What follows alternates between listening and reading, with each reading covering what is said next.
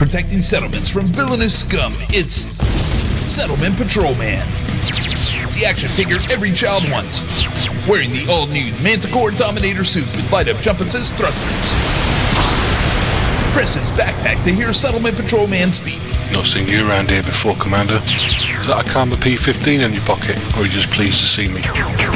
Hey, don't point that at me. When alarms sound, Settlement Patrolman rides into action in his surface reconnaissance vehicle with pop-up turret and glow-in-the-dark wheel trims. Settlement Patrolman. Surface reconnaissance vehicle and action figure sold separately. Available from branches of Lave Toy Depot and other retailers. Microelectrode, ion battery, and circuit switch not included. My dad taught me a lot of things. Good things, like how to avoid a Thargoid shutdown field. Always have a rebuy. And don't forget your limpets. But what he really showed me was a good gun in the right hand can win any fight. It doesn't matter what you're wearing, doesn't matter who you are. The best tool wins out every time. Don't take a risk, take the best. Kinematics. The Kinematic L6 will destroy anything on foot. High explosive, high damage, the only way to remove a target. Load up, lock on, take them out, and say goodbye. Make those bodies pile up just like Dad. You're listening to Lave Radio, the hottest show this side of Dizzo.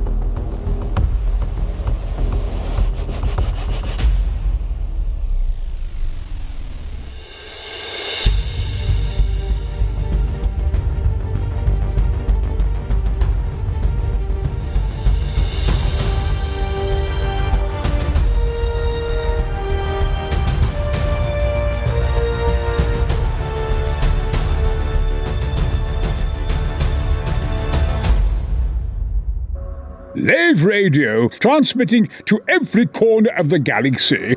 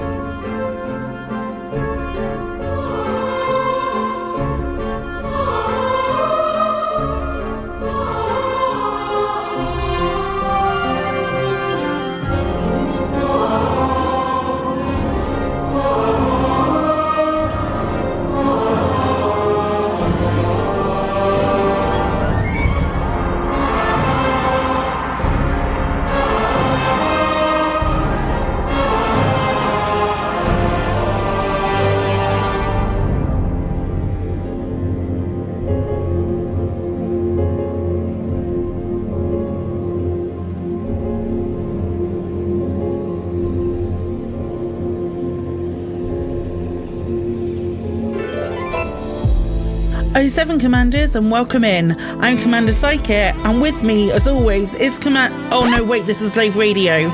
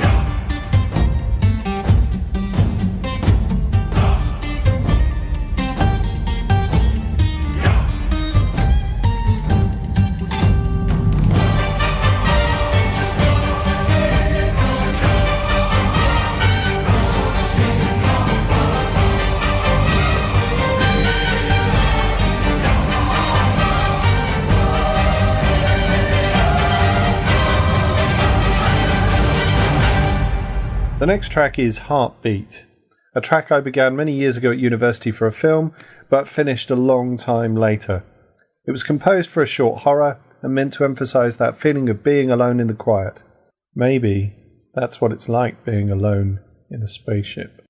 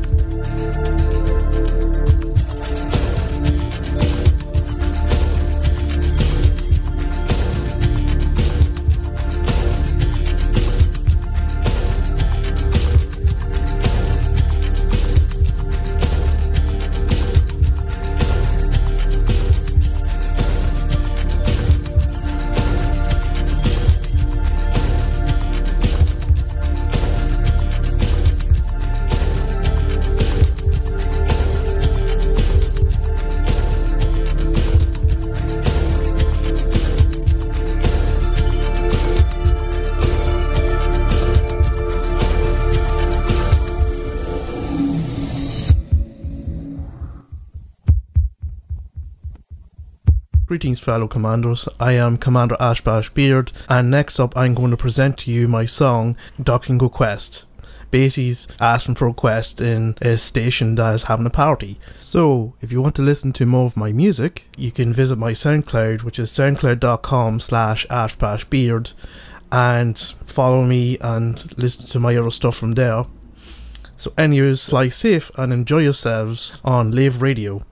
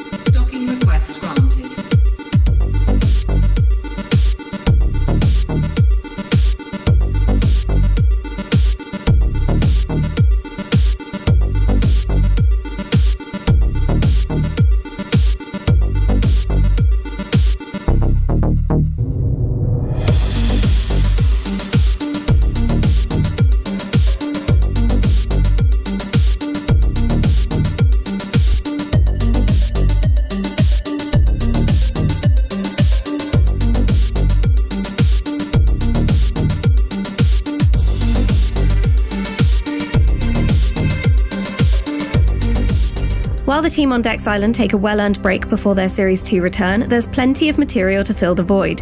Point your auto assistant to your favourite podcast app, including Spotify and Audible, and search The Dex Legacy. There you'll find bonus edition interviews with cast members and with the writer Emily Inkpen. There's also plenty of bonus materials and merch at www.thedexlegacy.com. All proceeds go towards the making of Season 2. From the makers of the MB5 shaving drone. Dex agents always come in pairs. They are loyal to the state first, their partner second, and themselves least of all. As soon as they sign their contract and an extensive non-disclosure agreement, they are the property of Dex Industries and under the command of one Tristan Crail. Once their training is complete, Dex agents await partner assignment and deployment. These partnerships are vital, career-defining, and devastating when they come to an end, because as soon as they sign, there is only one way for an agent to cease being an agent. For Kit Johansson and Valentina Vardy, their partnership is about to commence at the highest level, setting the tone for a relationship that will shape the future of Dex Industries.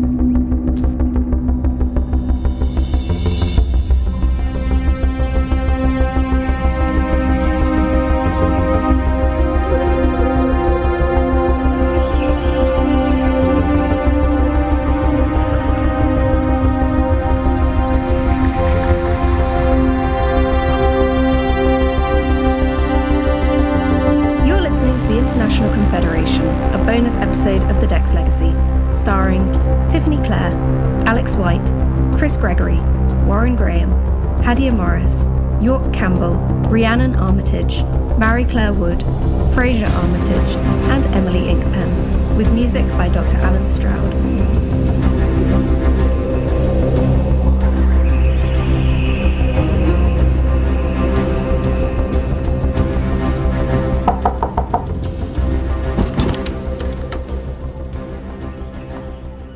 You sent for me, sir. I did. It's time you had a partner, and I'd like you to meet Kit. He was undercover in Rhone until recently. Kit. Valentina. Rhone? Yes. Hence the reallocation. We lost Kit's last partner with a missile. You'll be her replacement. Yes, sir. Your first assignment will be to accompany the President to the International Confederation of World Leaders. He's been summoned to answer for his so-called crimes regarding the Rhone missile. Are we likely to see any complications? Yes. My agents in Xenos know of plans to intercept the President at the event, especially if things go in his favor. And they will go in his favor. Auto, transfer the International Confederation brief to Kit Johansson and Valentina Vardy. File transferred. Viz files of those involved are all there. Your instructions are clear. Dismissed. Yes, sir.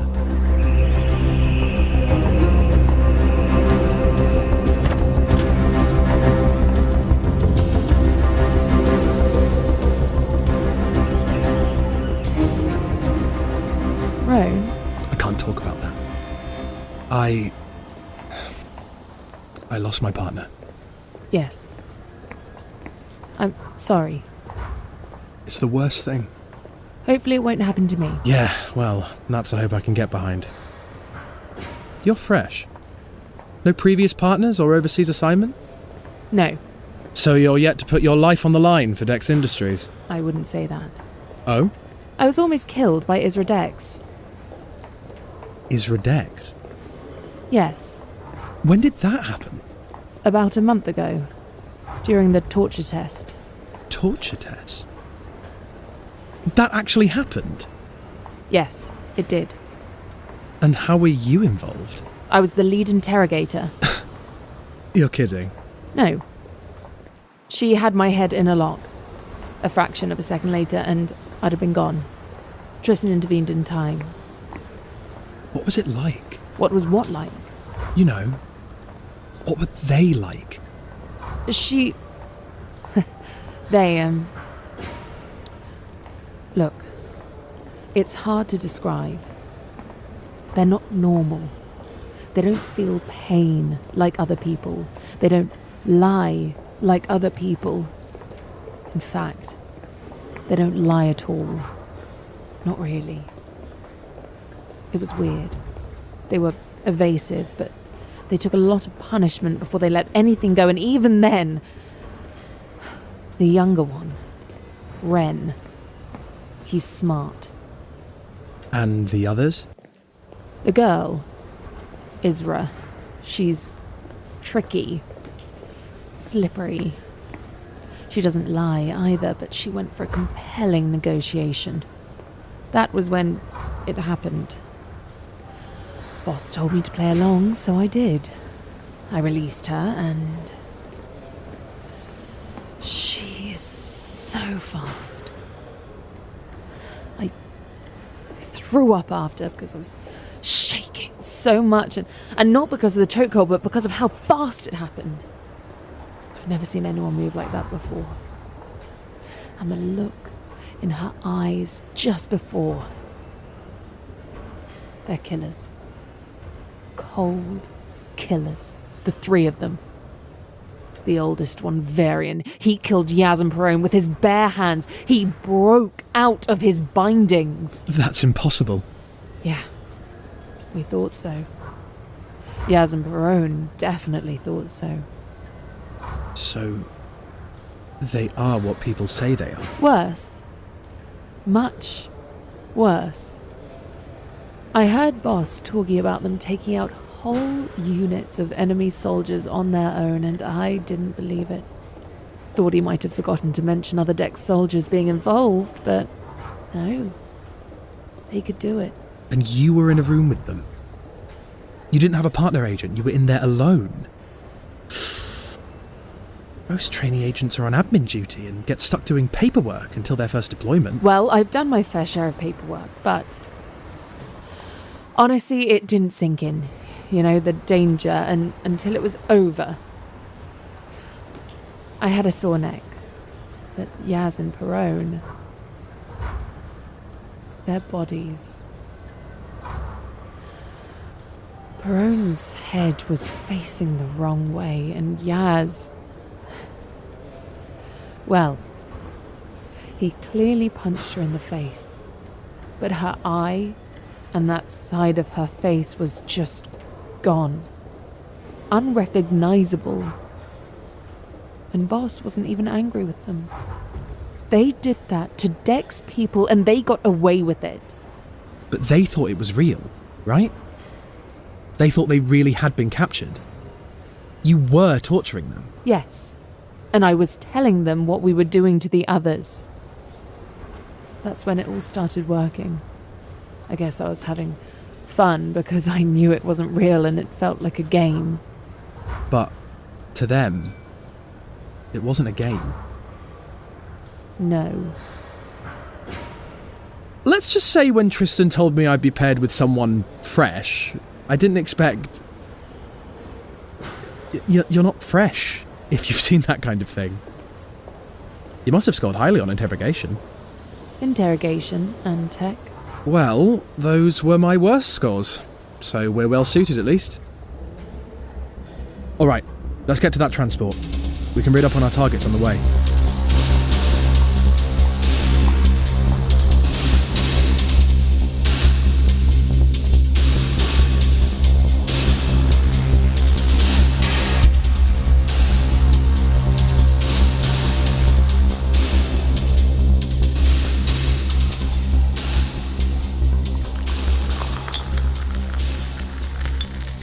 Otto, remind me, what are the charges? You have been summoned to the International Confederation of World Leaders to defend yourself against the charges levied against you by the new Xenosi government. Namely, that you, 1. Willingly and in full knowledge of your actions, did not communicate the power of the warhead sold. 2. Used Xenosi land to carry out an illegal weapons test on a populated area. 3. Are responsible for the deaths of over 3 million Xenosi citizens. Brackets. Final count ongoing. 4. That you carried out research of a nature prohibited by the International Confederation of World Leaders. Otto, wouldn't we have to be considered a nation in order to be held accountable for that last one? Yes. And so far the IC has refused to acknowledge Dex Island as an independent state. Yes. You have your speech prepared? Yes, of course. It's quite all right, Tristan. They have nothing on me. I'm more worried about the possible Xenosi attack, Nathaniel. You've assigned agents. They'll be disguised as political aides. They won't fail. So what's the problem? Just be on your guard. You want me to have someone tasting my drinks? Tristan, I'm not a Jakran president, and I won't appear like one. Our North Jakran president and client, Eric Thalno, he's relatively new and hasn't descended into total lunacy yet. With them, it's only a matter of time.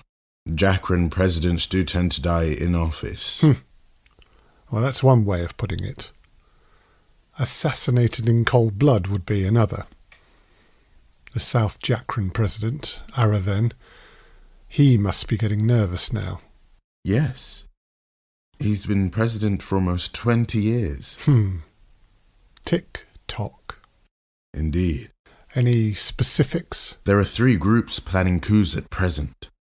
In all likelihood, he'll be suffering a mysterious accident in little over a week. Well, I shan't be sorry to see the last of him. He's a tedious man. Do what you can to make sure someone less tedious and more amenable succeeds. Of course. Right. Any further information for me? It's always coming in. I'll keep you informed. Good.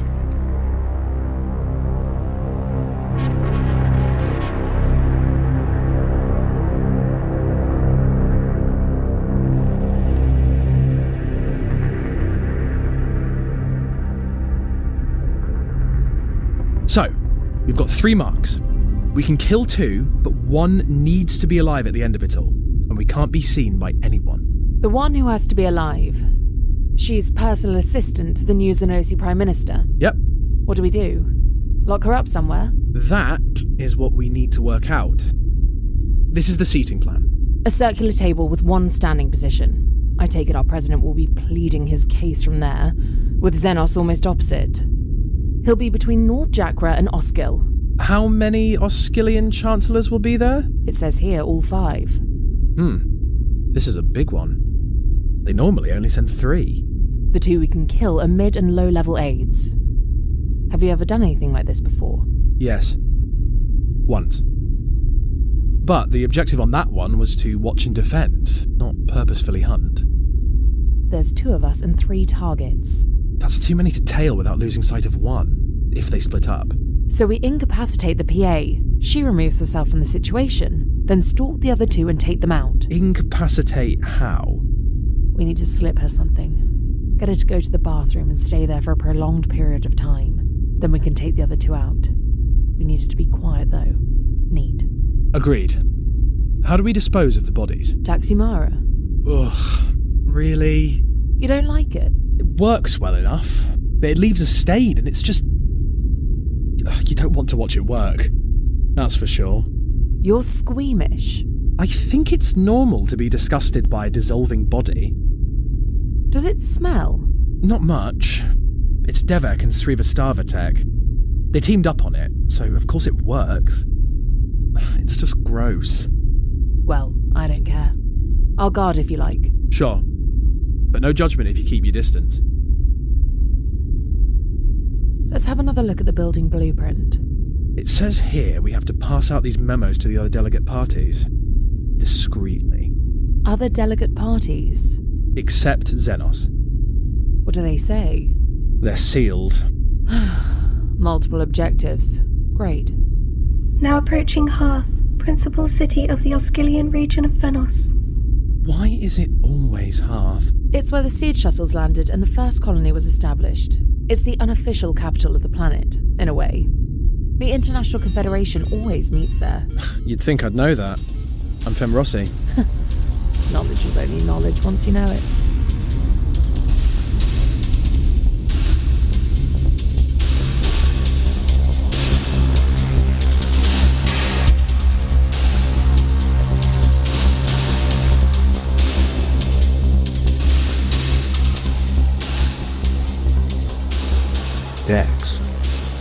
It's good to see you here. You sure about that, Thalno? I'm sure this past nonsense will be taken care of swiftly enough. Then we can all get back to the business of securing the future of North Jakra. Yes, as President of North Jakra, that should be your priority. We both have plenty to be doing there, I think. Yes, indeed. We'll talk more about that while we're here. The Terran nationals on the mountain border. They're still trying to encroach on our territory above the Blood Road. I'm aware of that business. My ability to help at this stage may be compromised if things go badly today. Can I count on your vote? I would say so. For the sake of our ongoing relationship, yes. Although I'd like to reopen discussions about securing a Roan-class missile, Nathaniel. Eric, I've been dragged to this circus because I sold one. You can't think I'd even consider selling a second. Just put it back on the table. It was never on the table. For anyone. Oh.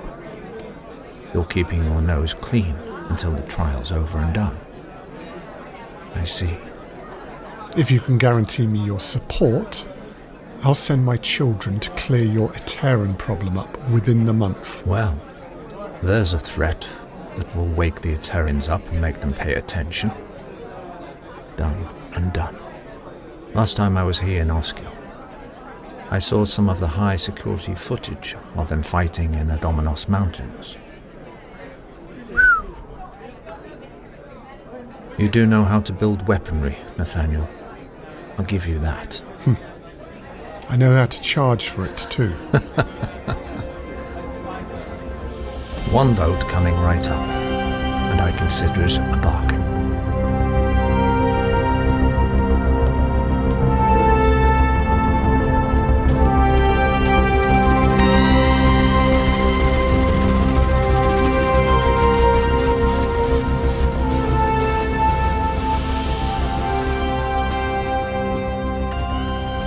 I have eyes on the prime target.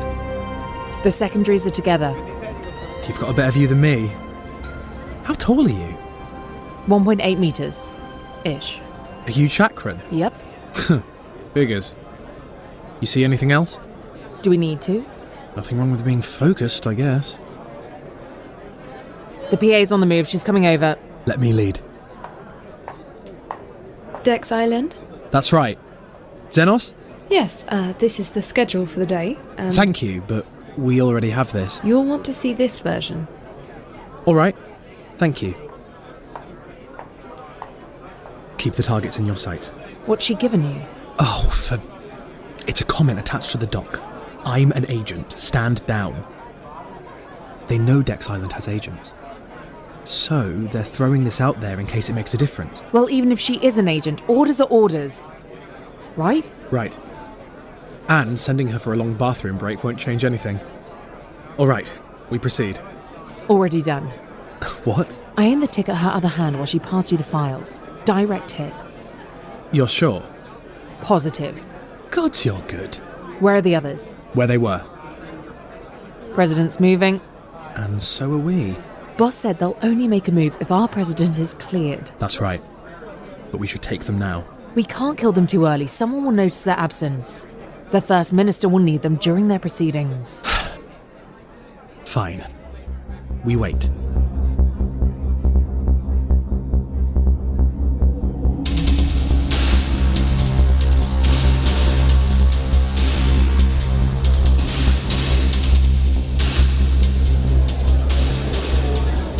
Your Majesties. Nathaniel, you answered the call? Of course, King Atala. When the International Confederation clicks its fingers, we all jump, whether we're a nation or not. Of course you're a nation. This is ludicrous. I must admit, it's odd you being brought here. If Dex Island isn't a nation in its own right. Quite. Nadjas has always considered you independent, and we're your closest neighbours, so we're the ones who matter. If only your opinion could sway the chamber, Queen Kalia. but it seems no one will accept us or claim us. Perhaps we can clear up more than one issue today. You think that's possible? Why not? One of the charges laid against me only sticks if Dex Island is a nation. They have tied themselves in knots. Kellier, I take it your defences continue to run smoothly? You know they do, Nathaniel. They were beautifully designed, perfectly installed, and continue to perform. Although since you moved to the island, they've not been tested. Those who occupied Dex Island before it was Dex Island were persistent. Persistent idiots? I'll never understand what possessed them to turn their attention to Oskill. Borden. As soon as Nathaniel installed our defences, their missiles stopped getting through, and we were able to ignore them. So they targeted someone else. And were obliterated for their trouble. One country falls, another rises. With your help, Atala, Kellier, we could become a permanent feature. If it comes to a vote, you know where I stand, Nathaniel.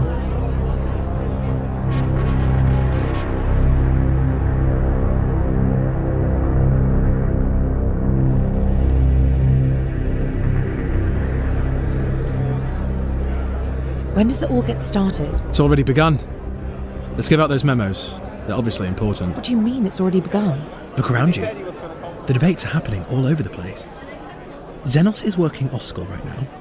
Nathaniel's with Helenium and Nadris. And South Jackrid's just joined the... Where's Vosnor? Vasnek? Talking amongst themselves. I'll approach them now. Of course he probably knew what the bomb would do. But there's no proof. Xenos are wasting our time with this. Unless everyone's united against. I'm always going to side with those who have the biggest bombs. Can I help you? From Dex Island. Understood.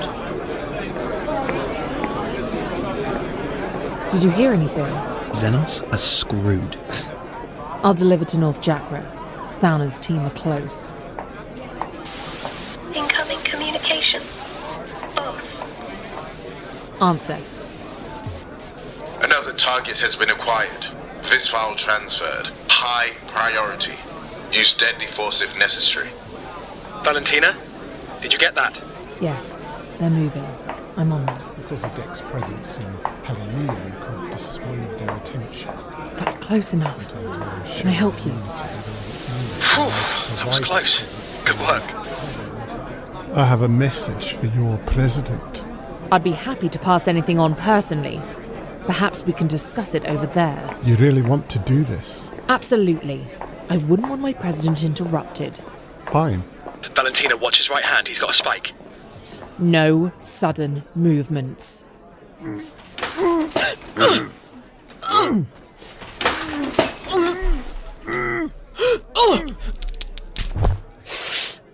Oh no. Everything all right? Almost. Target neutralized, but he got me. Where? Forearm. It's got to be some kind of toxin. Fall back, suck, and spit it out. Be quick. How much time do I have? No idea. But it won't be immediate. They wouldn't want it traced back to them. I'm applying Taximara to the target body. Suck and spit first. You're well hidden. Everyone's moving into the chamber.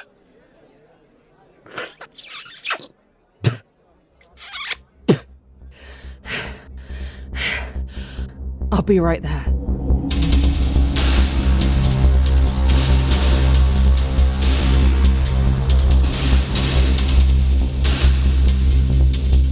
Dex Island, as I'm so often reminded by many of the individuals here, is a weapons corporation. Valentina, you don't look so good. You should call it in. I can take it from here. No. And I'm proud of that reputation. There's two of them and two of us. Let's get this done before this stuff takes hold. Fine. They're skirting the table from both directions now. They'll wait for him to finish his speech, then do something like refill his water. No. They won't. Let's get them outside. At every point we strive to push boundaries and maximise the effect of technology. Make no sudden movement. We're going to walk through that door there, and we're going to have a conversation. Just the two of us. Do you understand?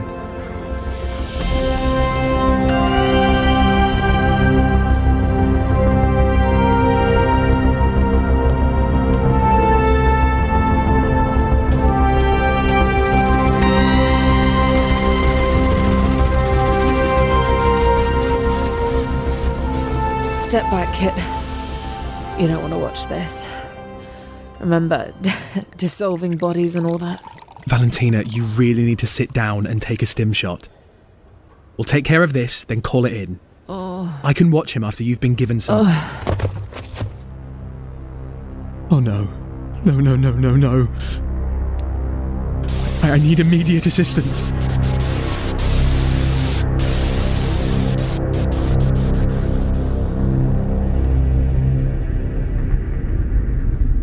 Yes, oh sir, it was a success.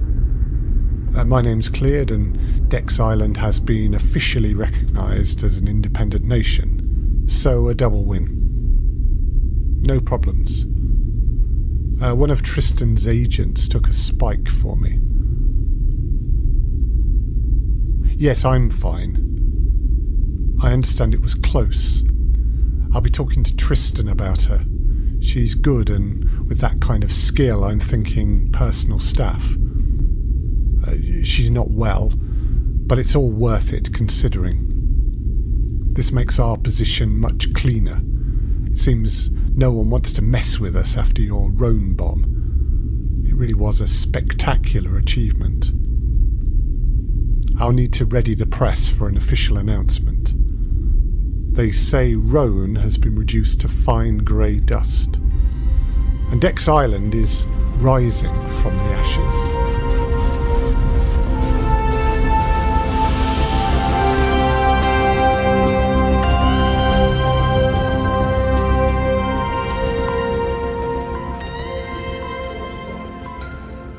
You know, Nana, my last partner, she was great. We were paired from our first assignment, sent to Rhone to infiltrate the rebellion. We were with them for 4 years, gathering intel. In the end, Boss recalled us. We had all these files to bring back, and Nana managed to get closer to the leaders than me. We were on the northern coast, well away from the capital, and she opted to stay behind. We didn't think the bomb would affect the north. Of course, it affected everywhere. I wasn't with her. In the end, she was with a bunch of people who had no idea who she was. It's not right. And I knew... I had this feeling she needed to get out, but she kept saying no, that she'd be fine.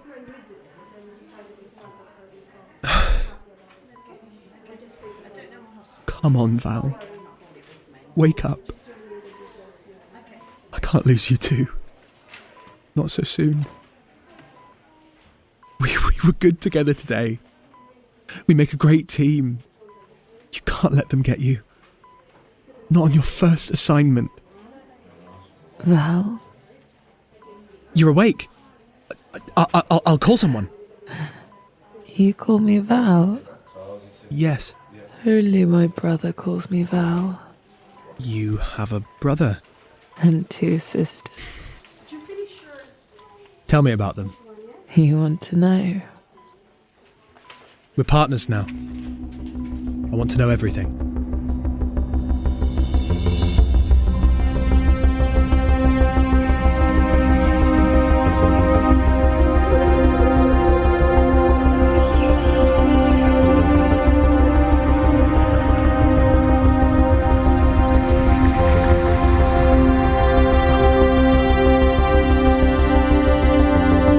International Confederation, you heard Tiffany Clare as Valentina Vardy, Alex White as Kit Johansson, Chris Gregory as Nathaniel Dex and Mark, Warren Graham as Tristan Crail, Hadia Morris as Queen Kellia, York Campbell as King Atala, Mary Claire Wood as Political Aid, Fraser Armitage as the Minister of Vastneck, Rhiannon Armitage as Political Aid, and Emily Inkpen as Auto and the Minister of Vosnorth, with music by Dr. Alan Stroud. The Dex Legacy is written by me, Emily Inkpen, and produced by Alternative Stories. If you enjoyed that episode, please like, subscribe, and comment. These small gifts from you mean the world to us and make the Dex Legacy more visible to potential listeners. If you would like more information about the series, head over to www.thedexlegacy.com. There you can find scripts for every episode, so if you like to read while you listen, you can. While you're there, sign up to the Dex Legacy mailing list for bonus content about the planet SP714, the main characters, bonus scripts, and more. If you would like to support the Dex Legacy series and help bring Season 2 to life, you can at ko-fi.com/the Dex Legacy audio drama, or by visiting the website and buying some of our merch. Thank you for listening to this bonus episode.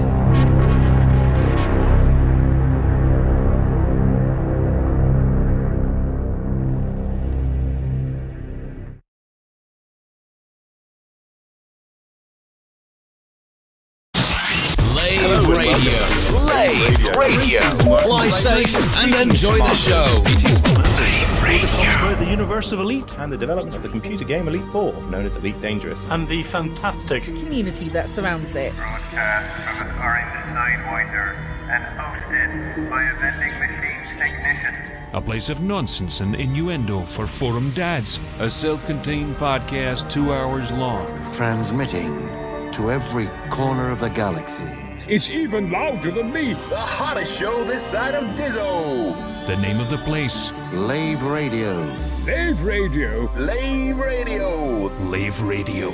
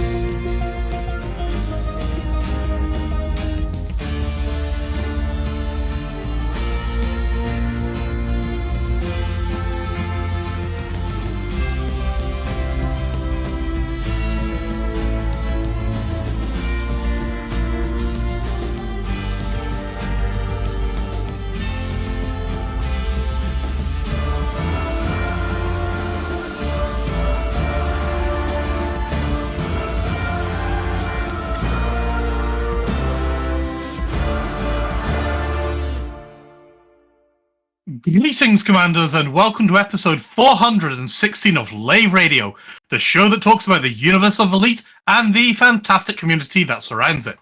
I'm not Colin. I'm not even Psychit. We have really fallen down the chain tonight, and I am going to be your host, Ben Moss-Woodward, otherwise known as Commander Edelweiss. Joining me in the Orange Sidewinder, we have managed to retain our chief test pilot or something like that, SRV person, drivery, Commander Alec Turner. Hello, yeah, I'm still here. Can't get rid of me that easily. Yeah, we have blown the dust off of the station commander, and Alan is with us. Hiya. Good to hear you, Ben. And you, Alan. Good to hear Ventura clearly beating the walls of his room. We can hear Norman hitting the walls of his room. Hopefully nobody else can. Also, get your speakers turned down, because we do have the Squeer-in-Chief, the one and only Commander Kerrash. Greetings, Commanders! Alright, I'll bounce right back to you, John. How you been doing? Yeah, not bad. Incredibly busy. It's been a mad couple of weeks. I've not had a chance to do much in Elite recently because it's been so damn busy. We were just talking about the Games Workshop off the air just then, and it made me think I really should give a shout out to my bro. He's just opened a tabletop gaming store where he lives, which is fantastic. And I've been helping him set up all the stuff on the back end, and also that's why I've been so incredibly busy. So if there is anything you want, he does all kinds of things, Star Wars Legion, all the tabletop stuff. Is he selling ice dice and various other things like that by certain gentlemen who we know? Possibly. He's got a large collection of dice there, literally in the kilos. Yeah, and what about your level up for your table up to have a table on a table and all that stuff? I don't know.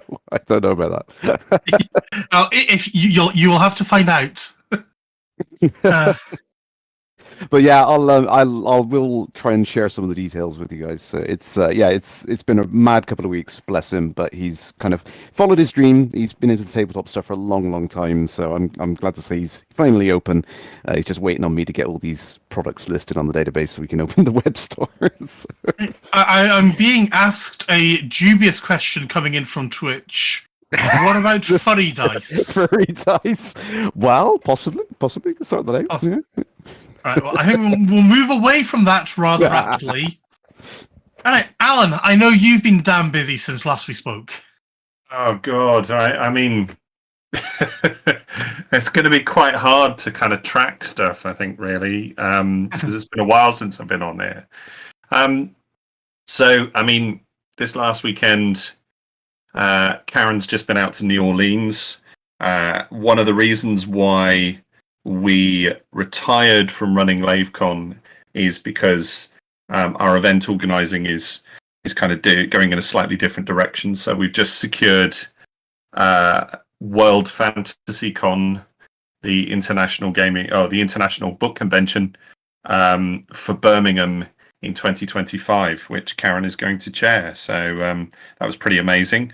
And she spent most of the weekend. That's Birmingham in the UK, I'm assuming. Yeah. So it's the first time it's been over here for about 12 years. So it was in Brighton back in. So it's quite apt tonight, if we're thinking about 10 years since, the Kickstarter. It's quite apt to sort of World Fantasy Con. The last time it was here was in Brighton back about 2012, I think, sometimes around there.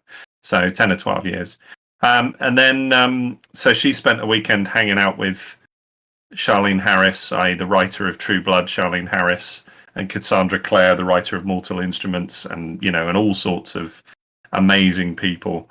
For me, so I've had a work change, which has been pretty cool. So I now work for the Ministry of Defence in a seconded project. You could tell us what you did do, but then you'd have to shoot us or something.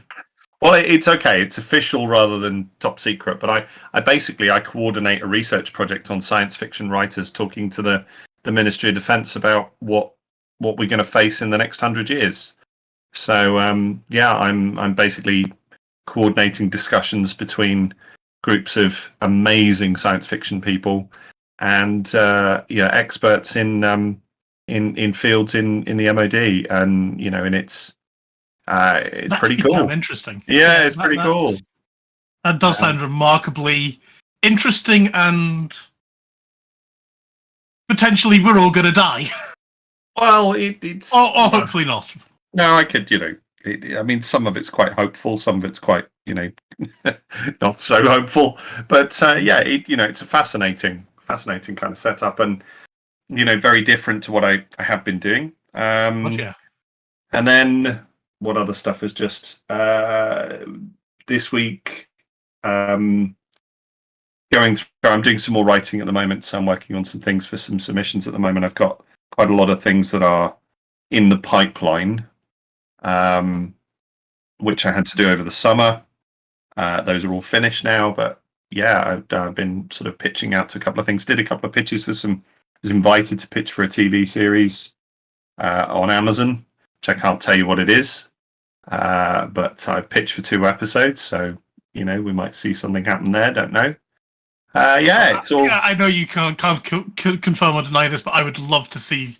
I bet you could do some damn good Black Mirror kind of things. Yeah.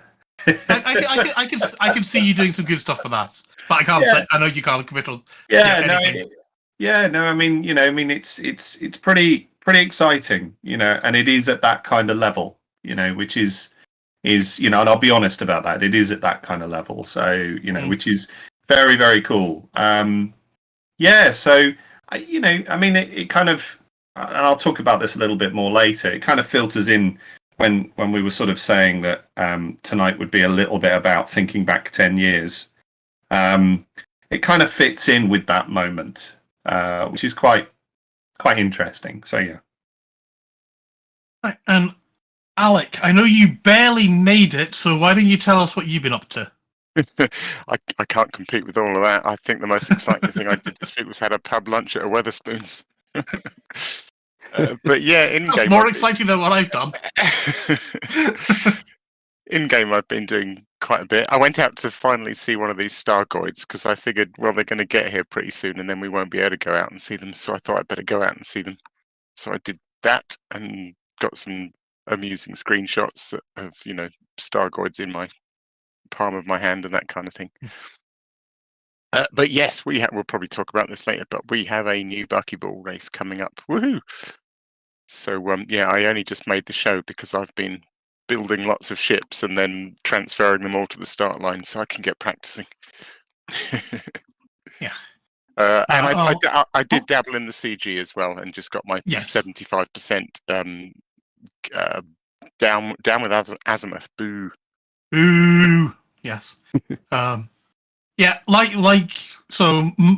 As I said earlier, Alec managed to beat me with his pub lunch. I think the excitement of my week was probably going to Lidl. Yes, and the middle at Lidl. I've heard the middle at Lidl is very exciting.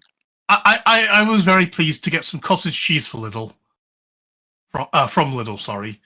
So that was exciting for me. And I also had a heart attack when I saw that their butter has gone up by 50 pence, which is almost a quarter. Actually, it was more than a quarter. It went up from, I think, £1.40 something, I think, last time I got some stuff from them. And it's now £2, or £1.99. So that was like, holy I was like, if anyone's going to have butter for under £2, it's going to be Lidl. And they did, but only by a penny. I miss your help, Ben. I really do. These are important things that we need to know. I needed this in my life, clearly. I'm guessing £2 butter is nothing. I'm guessing Alan, with his end of days scenario planning, knows full well that butter is going to be £10 by the end of the year. Oh, I was seeing stuff, and I don't know the truth of it, but it's like, this time last year we were paying £12 for this. Now we're paying $100. We're sorry that your meal has gone up by $1. Yeah, rather, I should say. We're doomed. We're just going to have to find a way to permanently plug into Elite Dangerous, where credits are really not an issue anymore. I like this as an idea. It would be good, wouldn't it? Maybe we can all wear Palmer Lucky's new headset that explodes your brain if you actually get killed. Yeah, I read that. It looked like it's got basically three sort of pistons, doesn't it? That just shatter your skull. Why on earth did anybody make that? Goodness me. I've missed this. The what? Palmer Lucky's made a VR headset that kills you if you die in game. And that's legal? I missed that. I'm not sure. I'm not quite sure of the status. I mean, I'm sure I've heard it from so many different sources that it's definitely a thing. Well, the image, the image is of a VR headset with these three prongs on sort of set just above your forehead, and it looks like essentially that they're designed to kind of fire something directly into your skull and crack your skull. Wow. Okay. Yeah. I'll talk about VR, and as Alec mentioned, he was doing some of the CG. I too have been doing the CG, and but I've done all the pew pew stuff exclusively in VR, and had a whale of a time doing that. Yeah. Also, we actually hooked up, which was rare. We did have a hookup, didn't we, Alec? Briefly. Yeah. Just don't tell our wives. But yeah, I had a virtual hookup with Alec, and we had lots of fun with that. And then also bumped into a couple of other people and did some more pew-pew with them. But I've made it into the top 50, and I've been trying to push to get the top 25, because as you say, boo to Azimuth. But it's been tough, given my available time, to get into that top 25. So I don't know if I'm going to make it or not, but I will try. Right. Anyway, I think it's time. As far as I'm aware, none of us are in game this evening. I know with me neither being Colin nor Psychit, I'm not flying around in game, and you lovely people on Twitch and YouTube and Facebook and Twitter have to put up with Norman playing some postage stamp sized replays. So I'm sorry about that, but I'm not in game at the moment, and I don't know if Alec is even in game, and if he's not, he's nowhere near Lave. Yeah, I was at the start line of the buckyball race, but I've logged out because you've logged out. I wanted to give you guys my full attention. Oh, bless you. Well, 90% and 10% going to this whiskey that I've got next to me. Okay. So since we're not in game, you can obviously talk to us on Twitch and on Discord, and you can talk to us all of the places where we're streaming, and Restream will do its magic and collate everything in together, and then we'll probably ignore you anyway. But we might say hi if I'm looking at the screen and it's still there and it's relevant and I feel like it and I'm not interrupting anyone, then I might respond. But otherwise, I'll probably not. I'll probably ignore you anyway. But hi anyway. Right. So shall we go on to the development news? Oh, and Kerrash is in Colonia. Are you in game in Colonia, though, John? I literally logged out just as we started, but I can go back in and wave at people. Well, I believe you're in Twitch, aren't you? In chat, aren't you, John? So yes, I'm waving. If the channel wants you to go to Colonia and to come out and say hi, then I'm sure you can do so.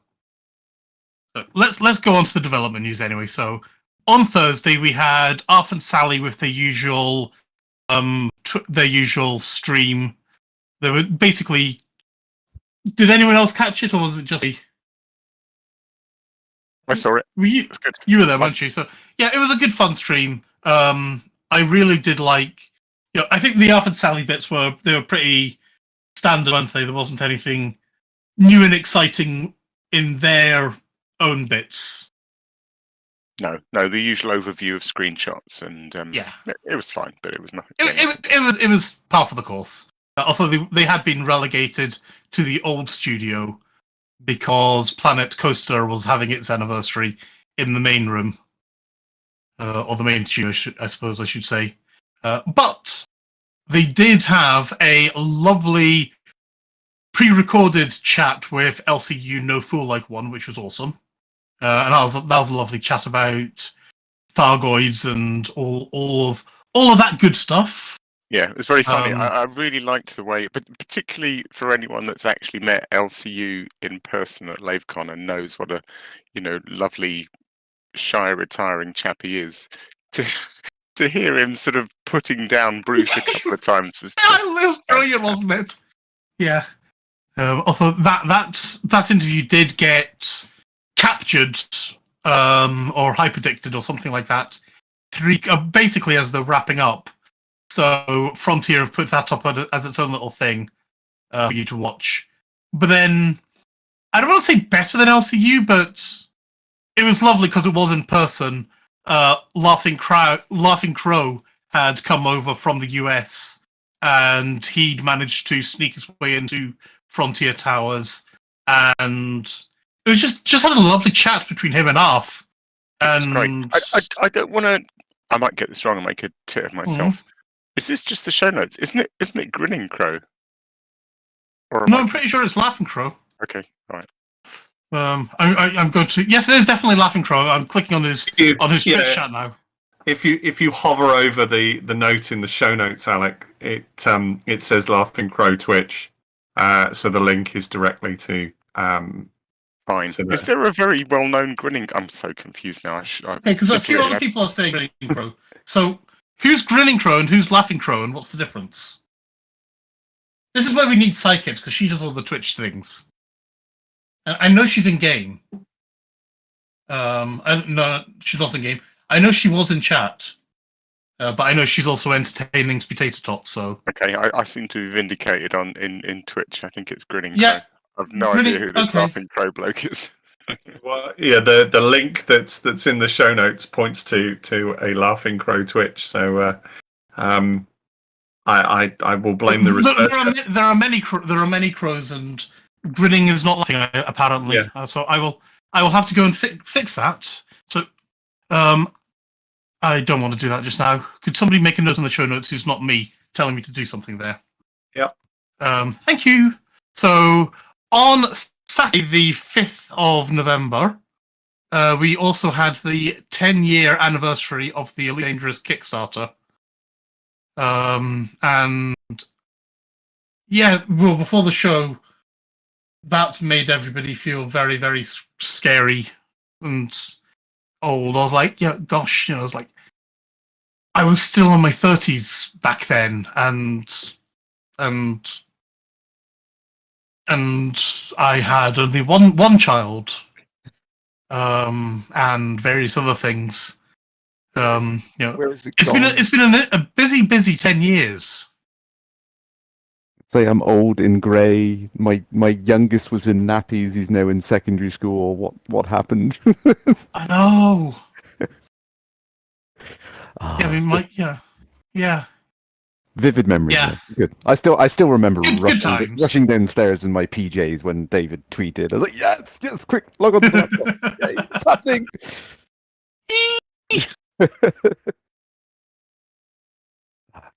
Good times.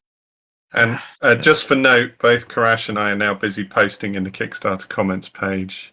As soon as I saw the link, I thought I'm gonna have to go put it. I haven't wrote anything in the frame. I thought similar.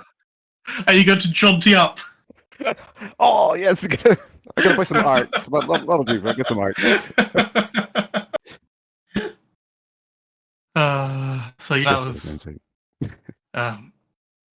But I mean, I saw the initial announcement back on Facebook, and I was perusing some of the original comments then, and I have to admit, I loved how one of the comments from the very beginning of just before the Kickstarter was even announced, someone was like, Raxler?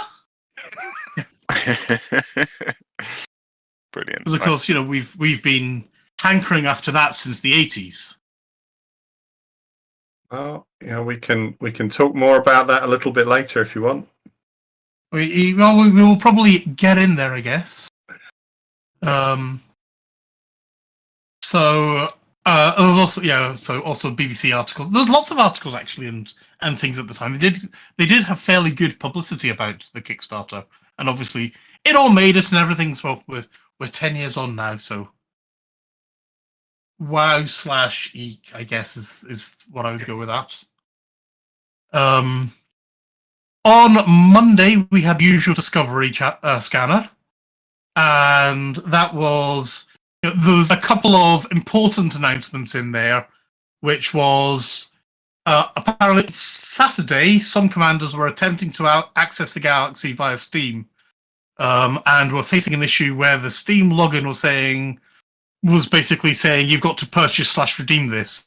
And Frontier are saying, we are aware that this issue has been encountered sporadically, both before and primarily advise that, should it happen again in the future, that you do not take action against your account linking in order to independently fix the issue, but await further information via official Elite Dangerous channels as to when communication between Steam and the Galaxy has been restored. So, I have to admit, I don't play Elite via Steam. I've never had this issue, but I'm guessing Frontier was saying nope, and people have found a fix. But I guess that fix goes off and cocks some other things up at Frontier's end, I suspect. And so they're saying don't do it, please. I'm kind of concerned now because I do have my secondary account set up on the Steam Deck, so I'm kind of thinking I should go check that and make sure I can log in. And Frontier also wanted to make a point of saying that Update 14 is still marked for release at the end of November. So even though they haven't come out this week and explicitly said that it's coming at the end of November, it is still coming at the end of November, honest. And there's been no further. There's been no change to the schedule, and they will get a note of the date soon. TM. And I think that's really about it as far as anything coming out of Frontier. Has anybody else noticed anything? I haven't. And I'm assuming you haven't. Nope, I think that was it. Right. So, as far as in-game events is concerned, we've got on the 2nd of November, there was the whole article about Peace with the Thargoids, which is something that I'm, as you guys all know, I'm firmly in the camp of. I'm not going to do a column and read it all out unless anyone wants me to. But Alec, you wanted to say something about Peace with Thargoids. No, I was just backtracking slightly, but there was a comment from Nopoulos, which I found amusing, which was about Frontier's news this week, which was announcement. The announcement of the announcement has not been postponed. Yes, that is very, very true. Sorry. That's an improvement over their usual communications. Yeah. So, and Siberius is saying that his Steam thing is working. There was a minor update during one day last week, apparently. Just on that, in relation to comms, I think it's worth bearing in mind, and I'm not gonna make this a kind of too serious a point, but it is worth bearing in mind. People send when you're running something, when you're running a project or an event or a thing or a game or anything else, people send in some of the silliest questions, the absolute silliest questions. So things like, we recently put the British Science Fiction Association's got its awards. We've just put our nominations list up. So we put the nominations list up, and we know the nominations list. It says on the thing, it's open till the end of December, and it's for this and for that. And immediately we get a message saying, "Well, can I nominate a self-published thing?" The awards guidelines are right there. Of course you can. Doesn't say you can't. Of course you can. Well, can we do this? It says right there. So actually, sometimes you get even though you kind of as a person on the outside, you kind of look at it and go, "Oh, no one's going to ask that because it's in the information." Sometimes people do, and sometimes those communications that say, No, we haven't postponed anything. We'd have said if we'd postponed anything, we're just confirming with you we haven't postponed anything, is because somebody has started emailing them to say, have you postponed it? Oh, I'll tell my friends, so they're basically trying to head something off, or just reassure somebody and pat them on the head a little bit because they've sent something in that, that they're worried about. I bet it's something like that, in terms of what's there. So yeah, no, I'm not, I didn't want to make it, pour cold water on them, on the fact that it does very much seem like a message to confirm a message that was already confirmed as a message. But sometimes it's because, they're getting those kind of responses in the background. John? Yeah, it's the trouble with communications, isn't it? It's surprising, even if you put it in big, bold, 72-point font, someone somewhere's got them. And honestly, and that's not a crit of that person either, because we've all done it. We've all sat there and, we've all sat there and tried to do something and then gone, look, it says there I can't go through this door because it says pull, not push. Or, this is an entrance, not an exit. Why do I keep thinking the door's going to open? We've all done that kind of stuff. And actually, sometimes it just, it's a little bit of a statement that's a bit of a pat on the head and go, did you want to read the sign? Oh, yeah, you've read the sign. Good, bye. So yeah. Yeah. Yeah, oh yeah, we have all. I mean, we make fun of them for doing the announcement of the announcement of the announcement, but they're doing that because people are always asking and they're always so impatient. Yeah, exactly that. It will have been somebody going, oh, but does this mean this? No. Yeah, impatient / enthusiastic. Yeah. Yeah, that is very true as well. What Commander Terakov is saying, that random speculation does spread, and you've got the whole Chinese whispers thing, and it's like, I'll say this, and then you take what I say as gospel, and suddenly it's like Ben suspected this too. Well, I heard that Arf said this. Yeah. Like, no, you didn't. Hold that thought, because we're coming back to exactly that topic, I think, in a little bit once we get down to the main discussion. So yeah, hold that thought. Filling the void with speculation. Yep. So yeah. Anyway, so on the 2nd, so that would be Tuesday, on Wednesday or Thursday of last week, I think it was Wednesday. We had the whole Peace of Thargoids thing, where a bunch of folks coming together and hugging trees and talking about the possibility of Peace with the Thargoids. I'm really not going to read this because Pete Wotherspoon does it so much better than I do, and if you're not watching Galnet News Digest, you're kind of doing it wrong, frankly. Sorry. Not sorry.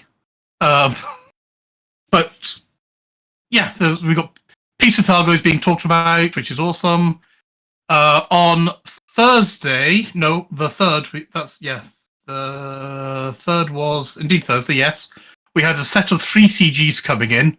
So we had Azimuth are basically looking to get a bunch of stuff in so they can go off and expand their bases. But then we've got a bunch of other people who are on the side of truth and justice and liberty for all, and they're wanting to say, no, Azimuth, you're naughty. But then Azimuth are also wanting to say, please, we need to get our stuff in. So we've got 3 CGs going off, one to basically deliver stuff, and then 2 opposing CGs to stop that, and we've got a nice little war zones going on. It's last time I checked, which hasn't been today because I've been busy doing real life and then show life, but the war zones were looking pretty damn close. And Alec, what are you wanting to say? I was just going to say, I was just thinking about these CGs, and we have the 2 opposing combat CGs, of course, because there needs to be two sides in the combat zone. Yeah. I was thinking about the trade CG, the fact that Azimuth has 2 and the anti-Azimuth only has 1, and I was thinking, wouldn't it be neat if Frontier did an anti-trade CG where you had to interdict NPC trade ships and blow them up? I would love that, but my God, it would be a right pain to do. Would it? I don't think Frontier have got this.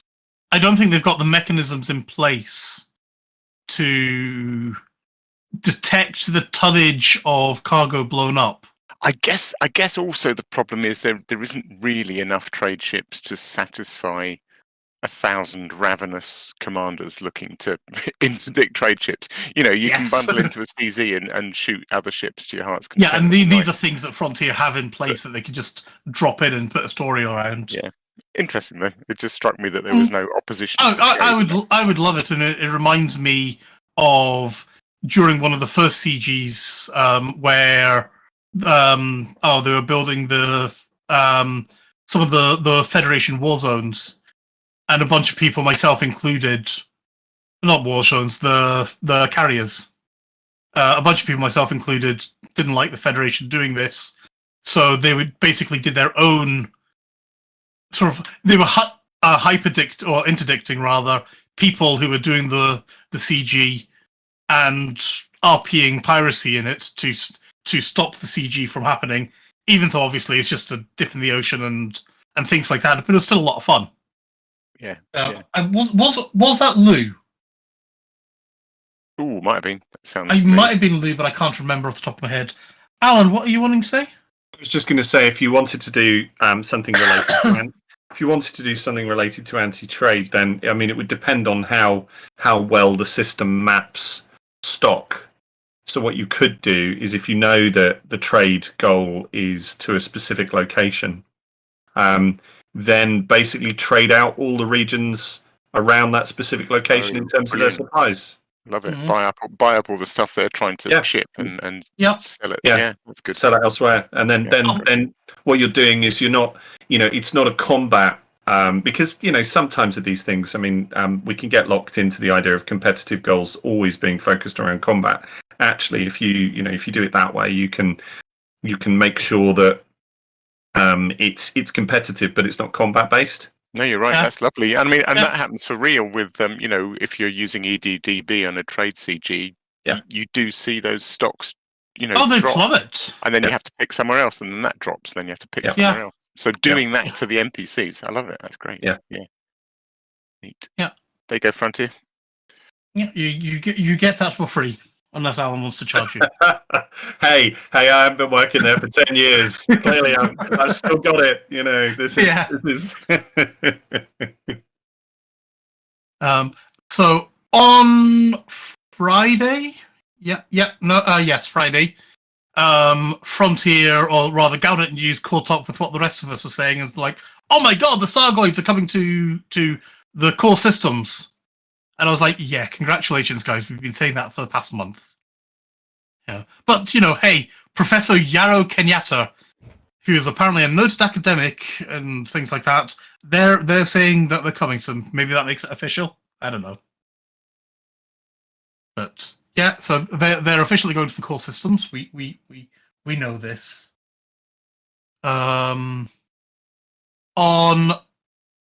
Monday, on Monday there was a Xeno peace person who was elected to the opposition in the federal Congress. So it's nice, I guess, that we're getting all these peace things coming in, and we'll be coming back into that in the main topic, I guess. So I'll leave that there. But yeah, I guess it's a nice little storyline and things like that. I have to admit, I am loving it, and that's part of the reason, I guess, why it's going to be our main topic. So we'll just drop it like a hot potato. So I believe, Norman, we are approaching that time of day. Store alert!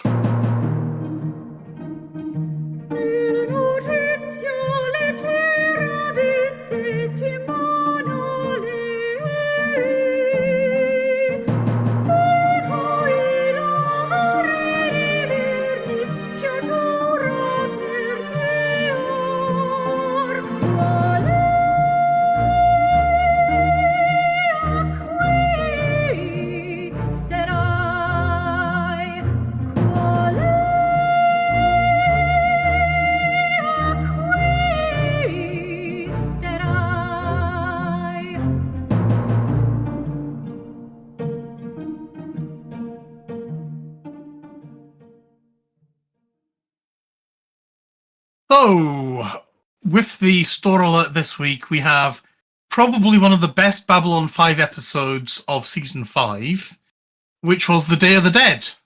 Although that's not quite what these are about. Yes, I'm still watching Babylon 5. Neil Gaiman wrote that one. Neil Gaiman wrote that one, and Neil Gaiman is awesome and seems like a lovely person as well, from what I can tell. Currently separating from his wife. That was the news. I was unaware of that, but okay. So yeah, we've got the Day of the Dead bobbleheads and lights. Now, if I remember correctly, the lights were already there, weren't they? I believe the Sugar Skulls were as well, Psychic said. Well, okay, Sugar Skulls. Well, so there are 3 Sugar Skulls. There's the white one wearing a lovely red hat. There is a red skull wearing a straw hat. Looks like a sort of... It's like that hat that you see made into a taco. Was it somewhere? That's the word. Yeah. Yes. I just remember seeing it on... I wanted to say something like The Simpsons, where Homer was basically busy, having too much fun with his hat that was filled with... Joe Natchan. filled with sour cream and, I guess, various other things like that. Probably. Nacho cheese. Sorry, but... And then there's a lovely blue one that kind of looks like a weird blue, but it looks awesome. So yeah, they're right and available for your purchasing with your ARCs should you so desire. Any of any interest to you guys? Yeah, I got one. I really like these actually. I thought I don't know why I didn't get one before. I got the white one. While we're on this, I just wanted to say there's a great forum thread posted by GoGen. Title of the thread is "The Story Behind Each Sugar Skull Bobblehead," And it's just got a little bit of sort of backstory on the meaning of the different colours, and within the tradition of Dia de la Mortis. So it's really interesting. Good little bit of backstory. Could you be so kind as to shove that link into the show notes, and we could share it with people? Absolutely. Yeah, because you were foolish enough to mention it. Because I like that. I thought that's fabulous. That's a really, really, really nice touch. Yeah. So for example, the white one stands for purity. White is found in many of the items for Day of the Dead: candles, sugar skulls, tablecloths, and white flowers used to create paths. The meaning symbolises purity, hope, and death. And white can also symbolise the innocence of the souls of babies. There you go. I'll post a link. Some good stuff. Yeah, no, that would be awesome if you could get that into the show notes before I go and make them live for everyone else. So, anyone else want to say anything about these before I ask for an advert break? I kind of want to know what the red one is now. I'm going to read this link. I'll let you read that in your own time then. Okay. So, in that case then, Norman, could we please have an advert break? This is Lave Radio. From the makers of the MB5 shaving drone comes the latest in personal grooming technology. Here at Saracen, we've heard your request loud and clear. You want something new. Applying all the recent technological advances. Introducing the Panther Clipper. Gone are the days of your unruly body hair making you look like a bedraggled alpaca. The Panther Clipper is the biggest, baddest shaver credits can buy. A shave so smooth it'll shave 10 milliseconds off your buckyball time. The new Panther Clipper from Saracen. It's exactly what you've been asking for.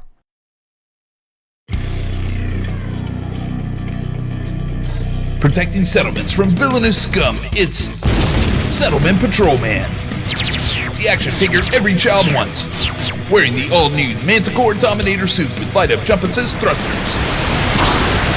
Press his backpack to hear Settlement Patrolman speak.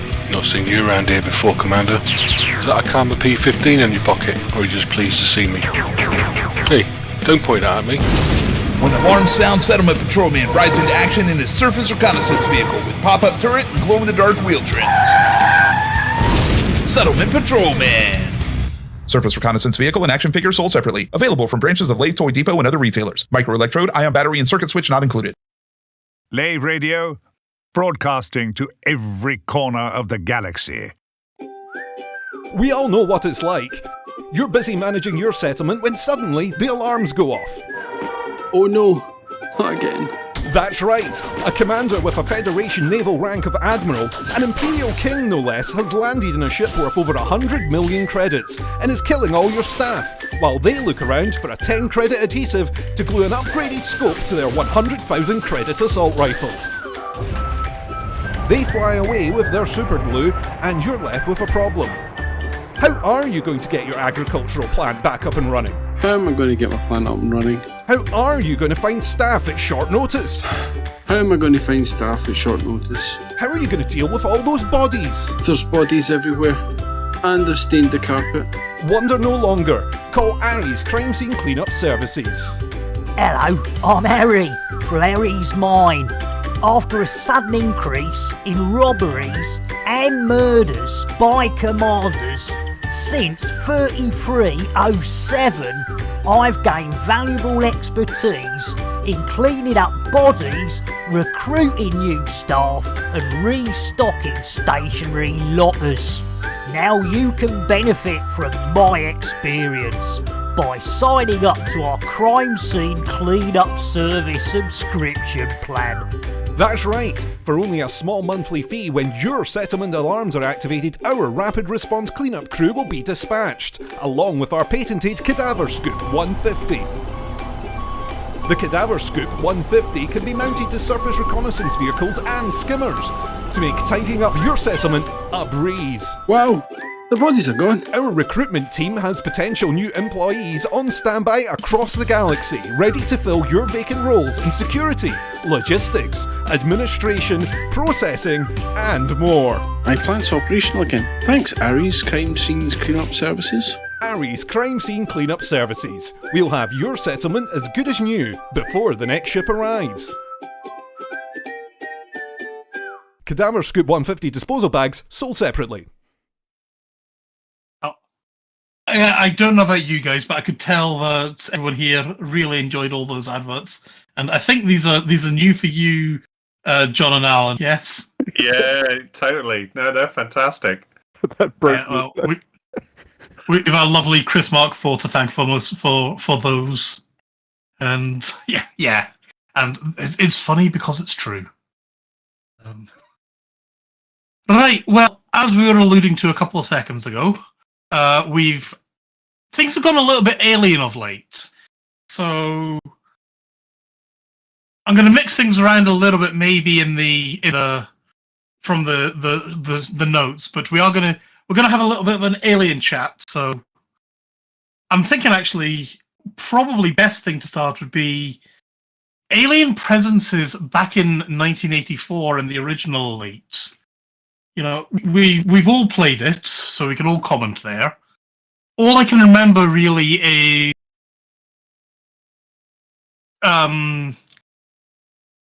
flavor text, I guess, that was procedurally generated, and then if you happen to do the wrong thing, getting attacked by Thargoids. And then, of course, you've got the Hear the Wheel novel. Am I missing anything else than that as canon things? Well, to start with, it was The Dark Wheel, the novel. What did I call it? And Hear the Wheel, which John Harper... Christ, that was another book, wasn't it? Yeah, sorry. John Harper would be delighted to know that he travelled back in time and wrote a book 20 years before he actually... 30 years before he actually 30 did. years, yeah. Hyperspace, weird. Yeah. Well done, John. Wibbly wobbly timey-wimey stuff.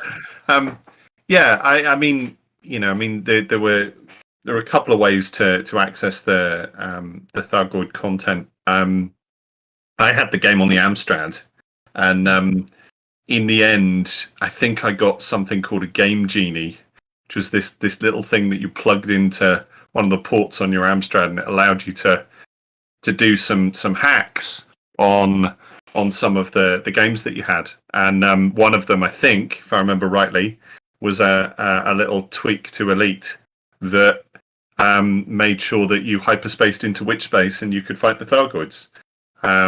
So yeah, I quite enjoyed that because it was quite a test, because there were usually 3 or 4 of them turned up at once, and you had to, to see if you could take them out. There was another one that allowed you to use a missile to destroy a space station, which was quite good fun. But that was really my in-game brush with them, and then obviously out of game, you've got the novella, the whole stock novella. Yeah, and I can't remember. Did the whole stock novella mention different factions of them? Yeah, well, you basically had the premise of the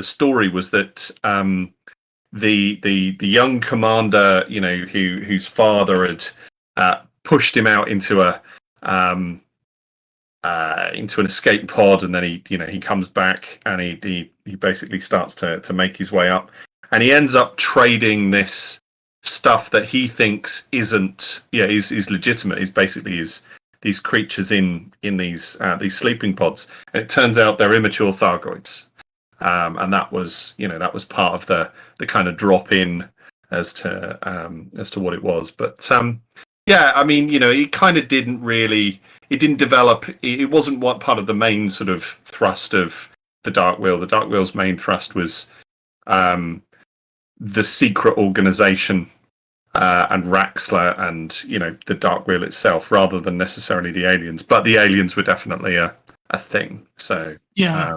Yeah, I know back then, and then again in the run up to it, I read so much old Elite fiction, and also a bunch of the fan fiction that Selazin and Drew had written as part of Oolite stuff, essentially. And it's sort of sitting there all mixed up and what's actually canon and what's their stuff. And obviously both of them have tried to make their stuff canon as well. So I get confused as to what's there. Alex, what are you wanting to... Sorry, Galen, yes? No, go on. Sorry, go on. I was just going to say, because this is interesting. I mean, I had 1984 Elite, as I'm sure many of our listeners did, and I read The Dark Wheel, but it has been a very long time. So I was just Googling, and I found the source text in a PDF. I'm quite surprised, I have to admit, about the description of Thargoids, because we're used to them being very separate in Elite Dangerous. You know, we don't even know what they look like. We've seen their ships, and that's about it. This bit of text, which I'll just read a paragraph really quickly, obviously not canon anymore, but there are basically Thargoids pretty much at the bar in the space station, and one of the characters is going, "Thargoids here in the space station?" Thargoids were deadly. Thargoid spacers had their fear glands removed and were considered to be effective and potent of humankind's enemies. The bounty for killing a Thargoid was huge, and for capturing and delivering the juvenile form, the Tharglet, to Space Navy research, even greater. What are they doing here? You know, the idea that you'd sort of have two and wasn't Thargoids here the bar in Lave Station? Yeah, standing next to you at a bar in a station in Elite Dangerous is so bizarre now. That's funny. Yeah. No. I mean that's great. It gives a very clear idea in that. I mean, there's kind of two sides. I mean, I did a presentation on some of this a few years ago where you can see the influence, because of course Tharg the Mighty as a an editorial character amidst the panels of 2000 AD was a there was a visual image, there was stuff. So there's clearly kind of inspiration, intertextual reference, because Thargoids. You've obviously then got, speaking from a little bit of experience of writing something whilst you're playing with an alpha or a pre-release version of a computer game. You've then got Robert Holstock sitting there and going, okay, well, there's all these cool things that are going to be in the game, right? Some of them he's played, and some of them he knows what they are. But then there's all this list of stuff, and so he's going to try and work on some of that. He's going to try and put some of that into what's there, because we know that actually Tharglets became a name for the subships, didn't they? And rather than the immature forms, could be that that's synonymous. Could be that it was both at the time, but you're basically working off hints. You're working off those couple of extracted paragraphs. You're working off a ship listing in the manual. You're working off the fact that occasionally you go into to hyperspace and it goes wrong, and suddenly these ships are attacking you, and oh my god, there's loads of them, and they seem to spawn subships, and oh my god. So it's all sort of designed to give you hints, but not to give you the whole explanation, and that's the proto idea of what we've got now. It was very much dialed back in Frontier Elite 2, because people recognised, design people recognised, and and you got a bit of a split between, because I mean I don't know if you guys can, but I can clearly see which bits are David Braben's and which bits are Ian Bell's now. I know exactly who came up with cute furry cats. Sentient cute furry cats and stuff. I mean that kind of thing is more Ian Bell, and the kind of slightly more austere, harder science fiction is more David Braben. In Frontier Elite 2, it was quite clear that there was a recognition that the moment of alien contact between humans and something else was really important. And so by dialing back all the kind of, I guess, and I'm not using this in a derogatory way, but the kind of Star Trek cosmopolitan galaxy, by dialing that back, what you actually do is you heighten the focus on that moment of contact. And, I'm aware that they were completely absent pretty much in Frontier Elite 2. It wasn't until First Encounters we started to actually get some of that content. But the point there being is that it needed that gap to kind of get through to that. Yeah, no. Yeah, I was going to say, I absolutely agree with that. Before you dive into that, John, I just want to say about in the Robert Holstock thing, one of the things I love about it is it was a much darker portrayal of the station than what we currently have in Elite Dangerous. And I could see unwanted entities, shall we say, not necessarily Thargoids, but sneaking in round the back of the Coriolis and smuggling themselves into the station, a bit like the Shadows on Babylon 5. And maybe not hanging out and having drinks, but I like the idea of Thargoids setting up surreptitious presences in the dark corners of a station, so they could go and do something perhaps later on. And and we don't get this as an option in the current Elite Dangerous, where it's basically you're out and you're straight into a concourse. And obviously we can put our own lore themes onto that.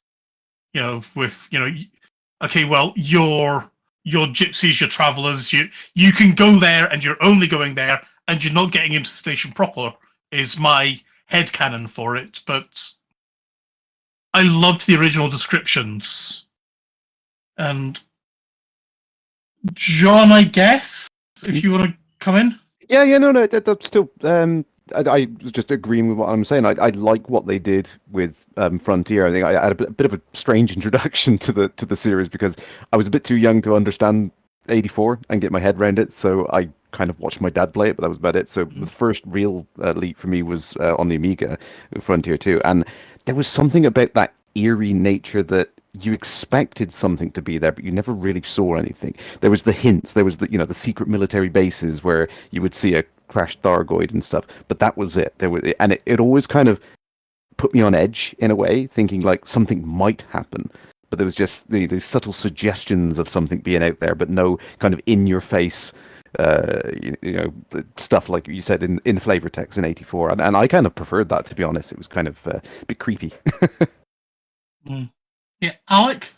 Yeah, just the same, really. What Alan was saying. I think that I agree with the decision. It's far better to let it play out in this subtle way. I mean, you think of the mileage that we've had in Elite Dangerous of 10 years of the gradual approach of the Thargoids, and replace that with the original, which was a double take across a bar. I think they've got far better mileage from it.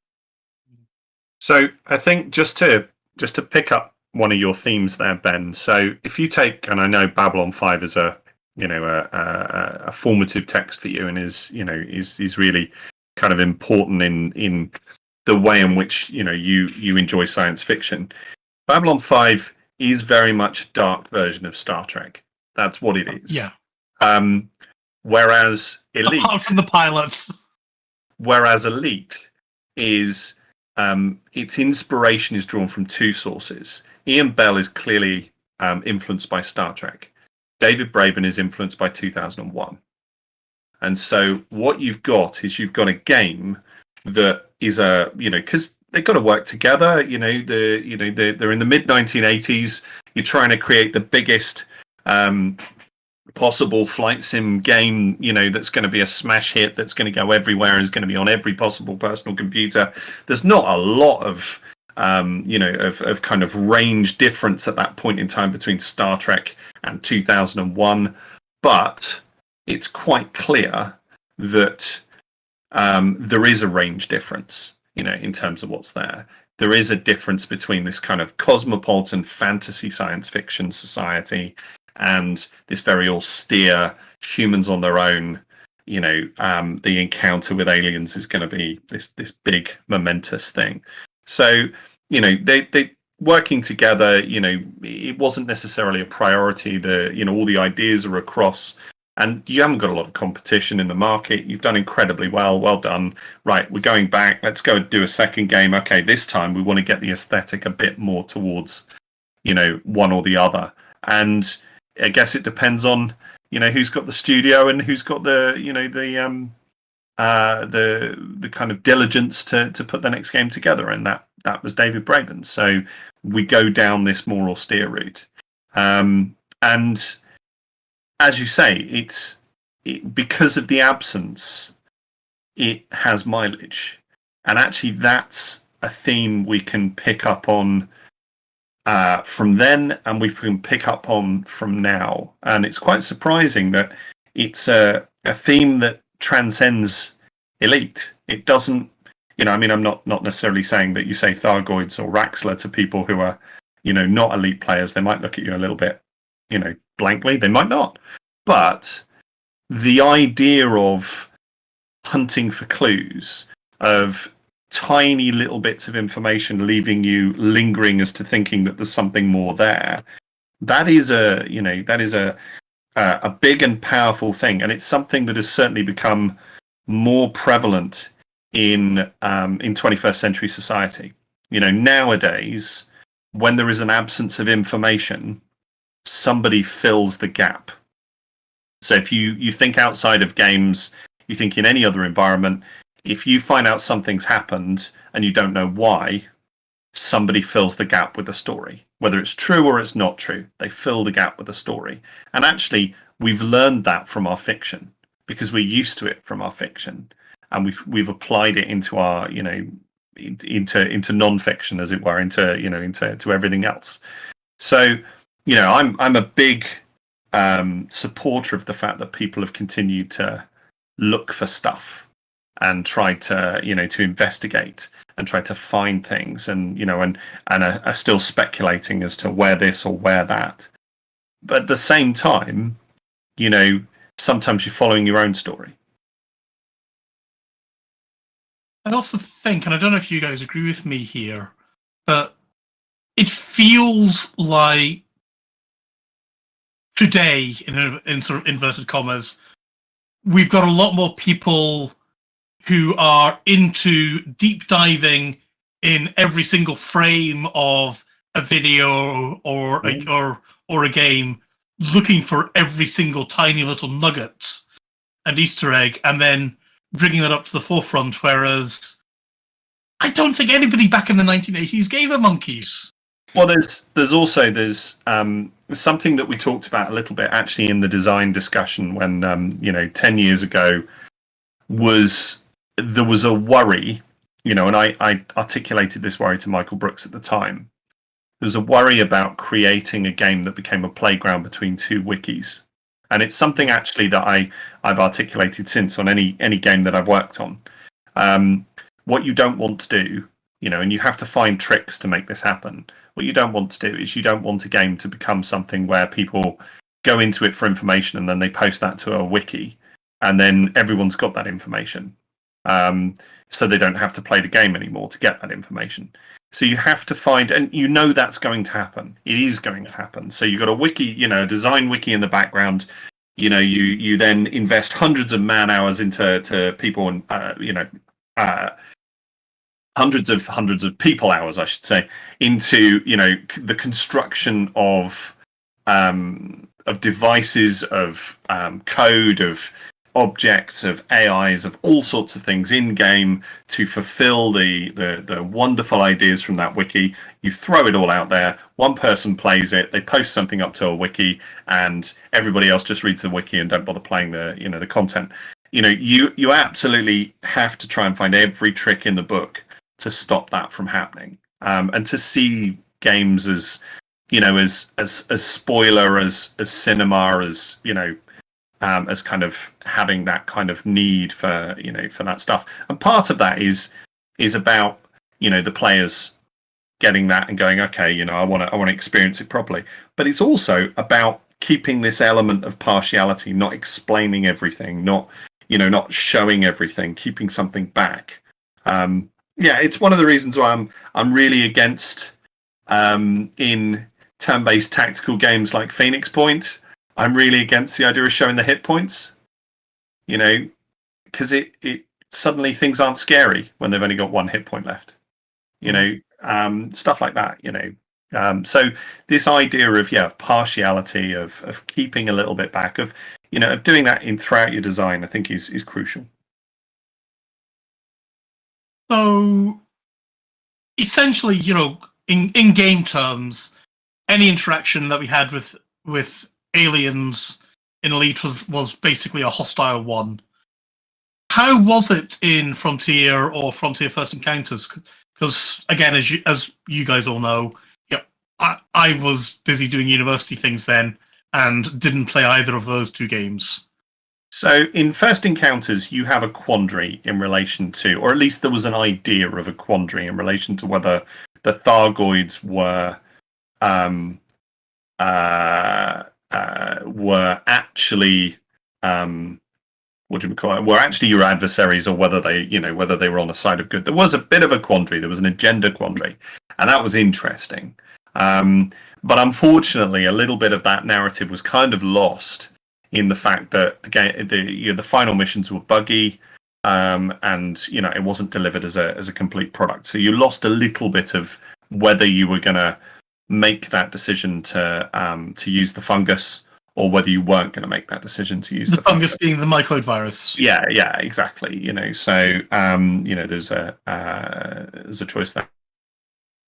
I'm just going to pick up Mac's comment here, actually, and Alec has just quoted it. Stopping it is futile. Why even waste the energies? Just accept that someone's going to post the secrets. Many gamers will still want to experience and discover it themselves. No. Okay, I'm going to just say say no, right? It isn't futile. What you have to do is you have to think of a way in which you can allow for that kind of questing investigation quality of players and still maintain the illusion. And you can do that. There are ways to do it. If you build a game, or you build a thing, and you put a layer into it that becomes the layer of privileged information that people are going to find, then people will find that information and think that they have achieved their kind of privileged goal, and yay them, they're the first person to get there, well done, etc., etc. And maybe you can hide something else in the background of something else. It's continually, and often with these kind of developing intrigue narratives, it is often about just staying one or two steps ahead, and however you can. It is possible to do it, and it's not a waste of energy, because by doing it, you perpetuate mythology, which keeps people talking about these things for 40 years. So it's clearly not a waste.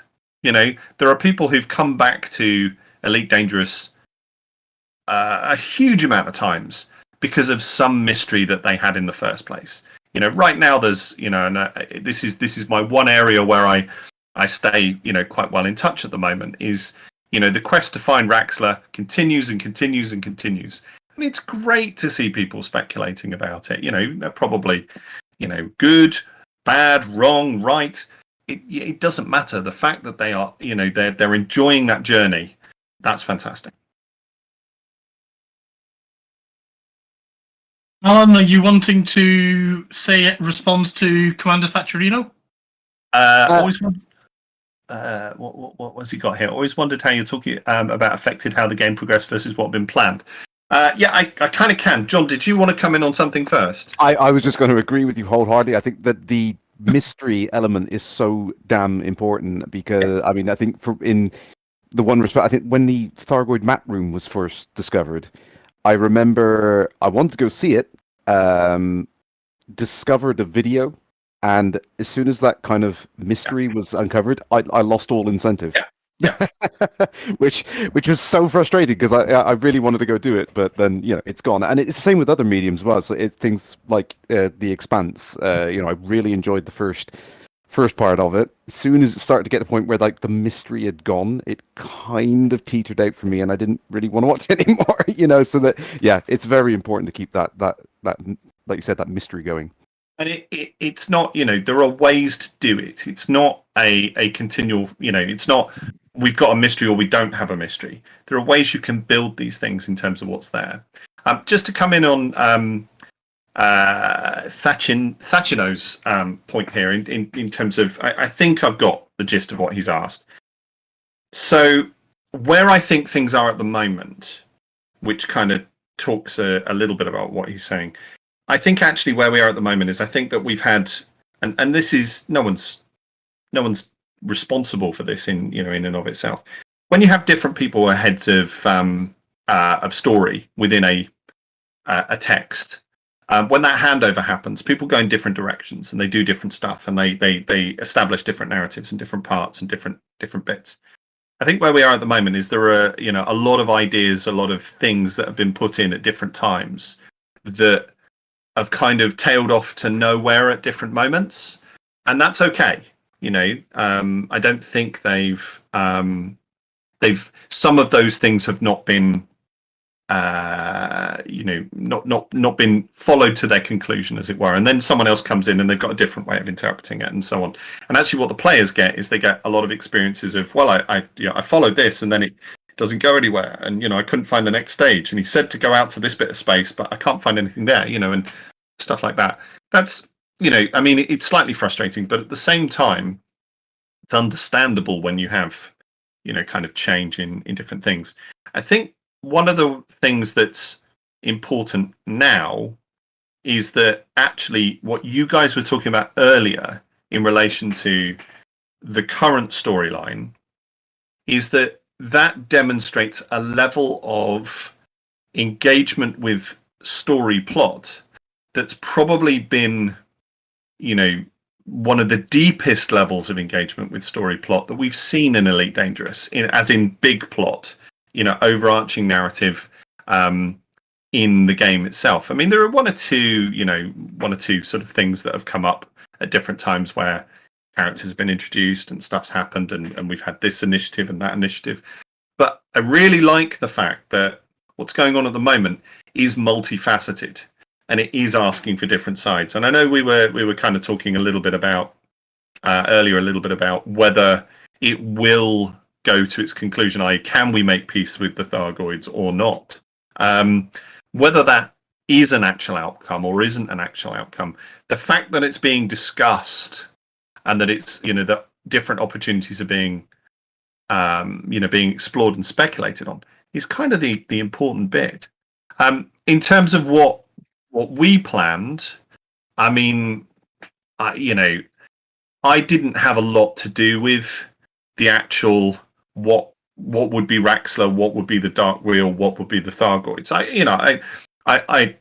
I was privy to the original Thargoid guidebook, which was written by T. James, and and I have that, so I know what T. James's proposal for what the Thargoids would be, because he was the concept writer for them, and then that book was taken away and scribbled all over by the Frontier folks who were in that discussion.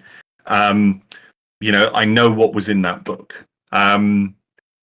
What in terms of what we have in game, yeah, it's most of those things are there, in terms of ideas, but also there are things in there that aren't there. Whether they're gonna actually appear or not, I don't know. They could have been crossed out. Lots of stuff was crossed out. There was a variety of things that we sort of suggested, and the whole point was that we put suggestions forward so other people could scribble on them. That was exactly what we were there to do. We weren't there to go, this is how it should be. We were there to give okay, here's a way it could be. And then for other people to come in and go, no, actually, we don't like that bit. We're going to change that. But at least they had something to hang it off of. So it was, a very kind of positive, creative process in terms of what's there. So, in conclusion, I'm not disappointed with what is in game, if that kind of makes sense. But I do acknowledge that there have been a few people leading the story at different times, and that leads you to loose ends and to different directions.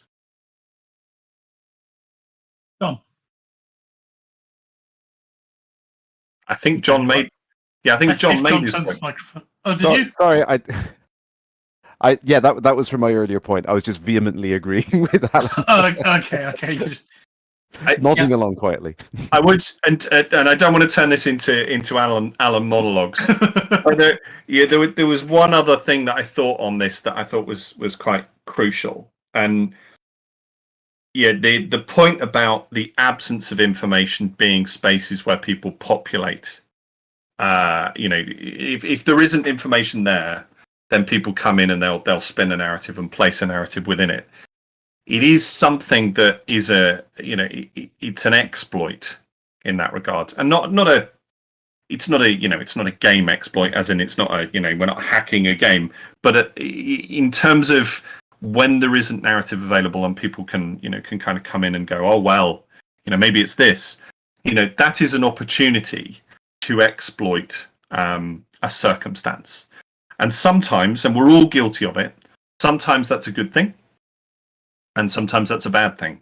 Because if somebody comes in and goes, I found Raxler, there'll be a dozen people that go, oh, and go start, they'll log in, get in their ship, tear off to a set of coordinates, try and figure it out, or maybe a photoshopped screenshot comes up and they go, oh, I'm going to go and, so it is an exploit. You can do those kind of things and generate action in return. You can also do it subtly. Sometimes people use either the information that they have or the perception that they have more information than others. You see a lot as of as a kind of way to kind of accrue status, and that's you have to kind of, over time. We've had 10 years now. Over time, you can kind of see those things happen at different times. Maybe that's cynical. Maybe they've got a reason for that. Maybe they want that status for something. I don't know. Maybe they want to get a group of people together to join their crew, and and make sure they've got more people in their particular faction or something. So they claim that they've got mysterious hidden knowledge. Those things happen, right? Those things happen. They can be found out to be Ponzi schemes. They can be found out to be all sorts of different stuff. But we have to acknowledge that when there's absence of information, there is opportunity for those kind of things to happen. So it can be tricky. An investigation is not just about finding the facts. It's also about figuring out what's fraud and false. Yeah, separating the truth from the fiction. Yeah. I know. It was just the other day, actually, I saw somebody in the Canon Discord, I think it was, claiming that they were holding Frontier to ransom because they'd found something out about the Guardians. And apparently if they went off and did this thing about the Guardians and they released the information, then it would have driven the storyline forward with the Guardian storyline forward. But they weren't going to do so because Frontier, they were basically trying to hold Frontier so that only the Imperial factions would get any tangible benefits out of it. And it's just what a load of... I've had hundreds of emails. I've had hundreds of emails from people going, trying to get, some sort of inside track or some sort of, this or that, and that's okay, and I mean, I smile actually about it, and it's quite nice. My PhD's been ransacked for the quotes from the guidebooks. Yes. Because there are one or two quotes from the guidebooks that are they're from the draft guidebooks that I submitted, that Frontier are quite, legitimately can change however they wanted to change. But those, one or two of those quotes were there to illustrate the points that I was making about how you construct worlds in science fiction and fantasy. And the fact that my PhD has been, downloaded hundreds of times by elite players to find little bits and little clues. It's wonderful. Don't get me wrong. I'm absolutely not, not against that in the slightest. But it's one of those things that makes you go, geez, I'm part of this massive whole stock mythology. Oh my God, I never thought that would be a thing, this thing that you did 10 years ago. Exactly. I mean, he's a writer I admired for decades. I wasn't fortunate enough to meet him, but his legacy is is, huge in fantasy, which is really interesting because he's a mythologist, and actually that's the point.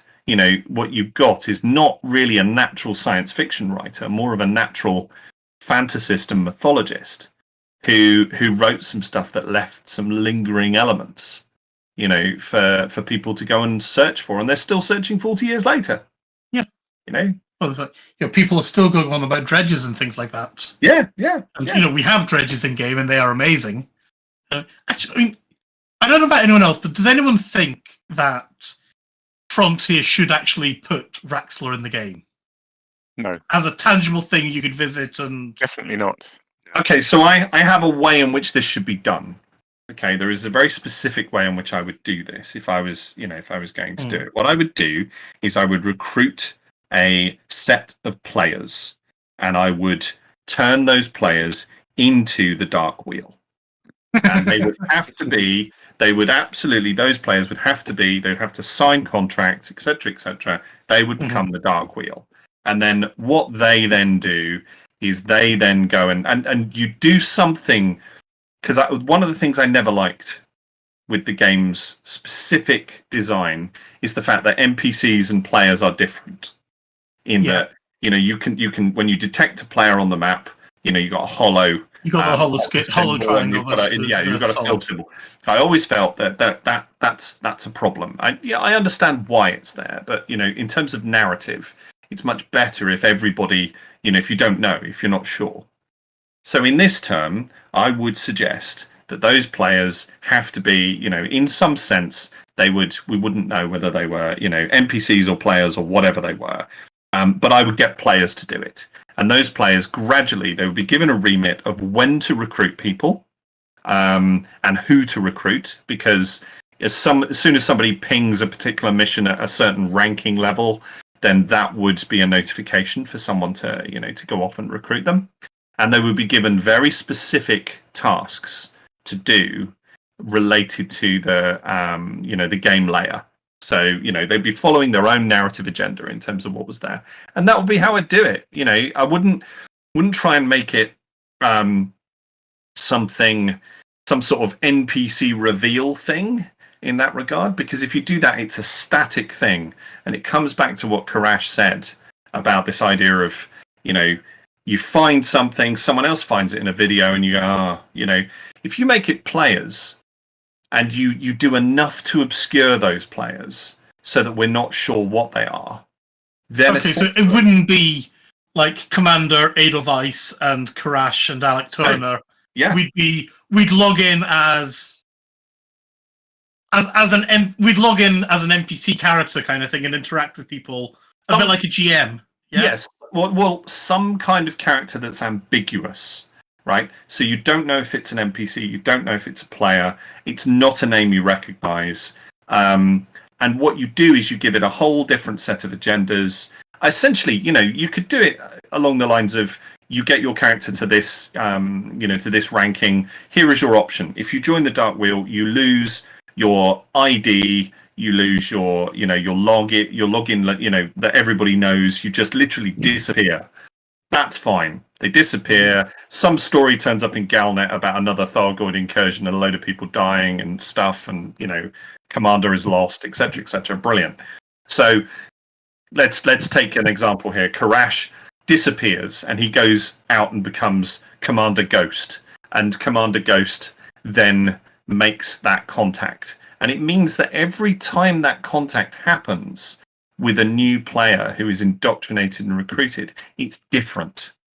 It's new. Yeah. It's vibrant. You can have a secret space station in a dark system if you want a secret space station in a dark system. Wouldn't it be cool? Let's put one or two of those in place that you can't find on a map, and only one person can find it because X, Y, or Z. Okay, if you want to put those things in, if you've got a player leading you there, how cool is that? Every time this happens, it's new, it's insidious, it's, they're a secret cabal, they're a secret organization. And the one thing Frontier like, and they do like this over, EVE Online or other places, the one thing that Frontier like is to maintain the balanced control over the political environment, the big game lever of what the actual MMO is doing. It's supposed to be, Cold War, right? We're supposed to have two powers who are essentially at each other, and then you've got a third power that can be a bit of a tipping point, and then you've got a random alien. But it's always kind of a kind of equilibrium. It looks like it's going to tilt one way, looks like it's going to tilt the other, but it's pretty much staying, sort of level. If you make sure that these players you recruit to this thing have got a specific agenda and have a specific thing to do, then you maintain that. You keep giving them direction. And if someone betrays them, they're headhunted, right? And you just place it so that as soon as they're destroyed, then they lose their access. Yeah, but you can't go and remove their. I've gone off and spent £40 on Elite. You can't go and delete their account. No. You just bring them back to being the commander they were when they were given the opportunity to join. You just lose their access. If you joined up and you're Commander Ghost, suddenly you can see the special space station. If you start betraying the crew and blabbering it to everybody in the thing, a bounty gets put on your head, all the other Dark Wheel turn up and they kill you, and when you log back in game, your rebuy means you're back to being Commander so-and-so. Space station's gone. Done. Although, apart from the fact that if you were going to do that kind of thing, you'd probably get a lot of evidence and so on. You'd make screenshots and all these things. You'd video it on YouTube. Yeah, but in this day and age, it'd probably be streamed. But you can run some disinformation on that if you wanted to. I mean, and even the fact that you're thinking along those lines is you're evaluating it, right? Yeah, it's a lovely idea. You're thinking about it. It's a beautiful idea, of it. And I think we'd all love the idea of essentially of GMs in game. It's a tap on the shoulder. That's what it is, isn't it? It's a tap on the shoulder to go, hey, excuse me, MI5 are interested in your your work. Could you come and work with us? A sort of parallel I like. I mean, it's a very different kind of thing, but it's a neat illustration. Is the fuel rats, because the fuel rats was started by one guy, Surly Badger, who I've met several times at LaveCons, and a group of us who liked the idea and sort of signed up to it, but it's more than just the gameplay of delivering fuel. There is a kind of ethos and a spirit to the fuel rats. There's certain things you do and don't do, and it's not exactly in character, but there is a little bit of being in character. Yep. And that has continued for years and years and years. With fuel rats have come and gone, and so it's different people from the beginning, but the central ethos, the feel of what it means to be a fuel rat has never changed, which is, a great example of how a group of players can really run with an idea like that and without too much guidance, stick to it. And it's crucial that it has a limit, because that's actually the nature of Elite Dangerous as a designed game. Elite Dangerous has never been designed for somebody to have a level 10 lever, the kind of apocalyptic levers. I mean, we know that with EVE Online, that some of the groups in EVE Online have the opportunity to effectively lock the game in their particular direction. If you can get enough people together, you can make this happen or that happen. We know that's kind of the way in which that game is designed, and they like that. Elite Dangerous was never designed that way. It was never designed to have that kind of control. So what you do is you keep the lever that's within that layer.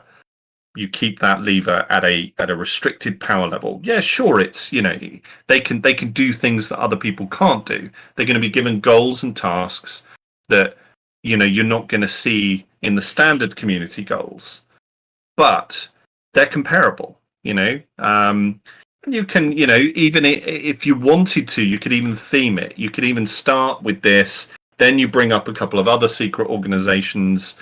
And if there is a particular kind of thing that people go, we want more PvP, for example, then by being a member of a particular organization, and I mean, I know certain players do this anyway, but by being a member of a particular organization, it says, hello, I'm up for more of that. So the missions are tailored that way, and so on and so forth. They're more direct combat in relation to, to assassination of others and so on and so forth. But, there's plenty of ways in which it can be done. I think, I will say one last thing on it. If there is a base, the base has to move.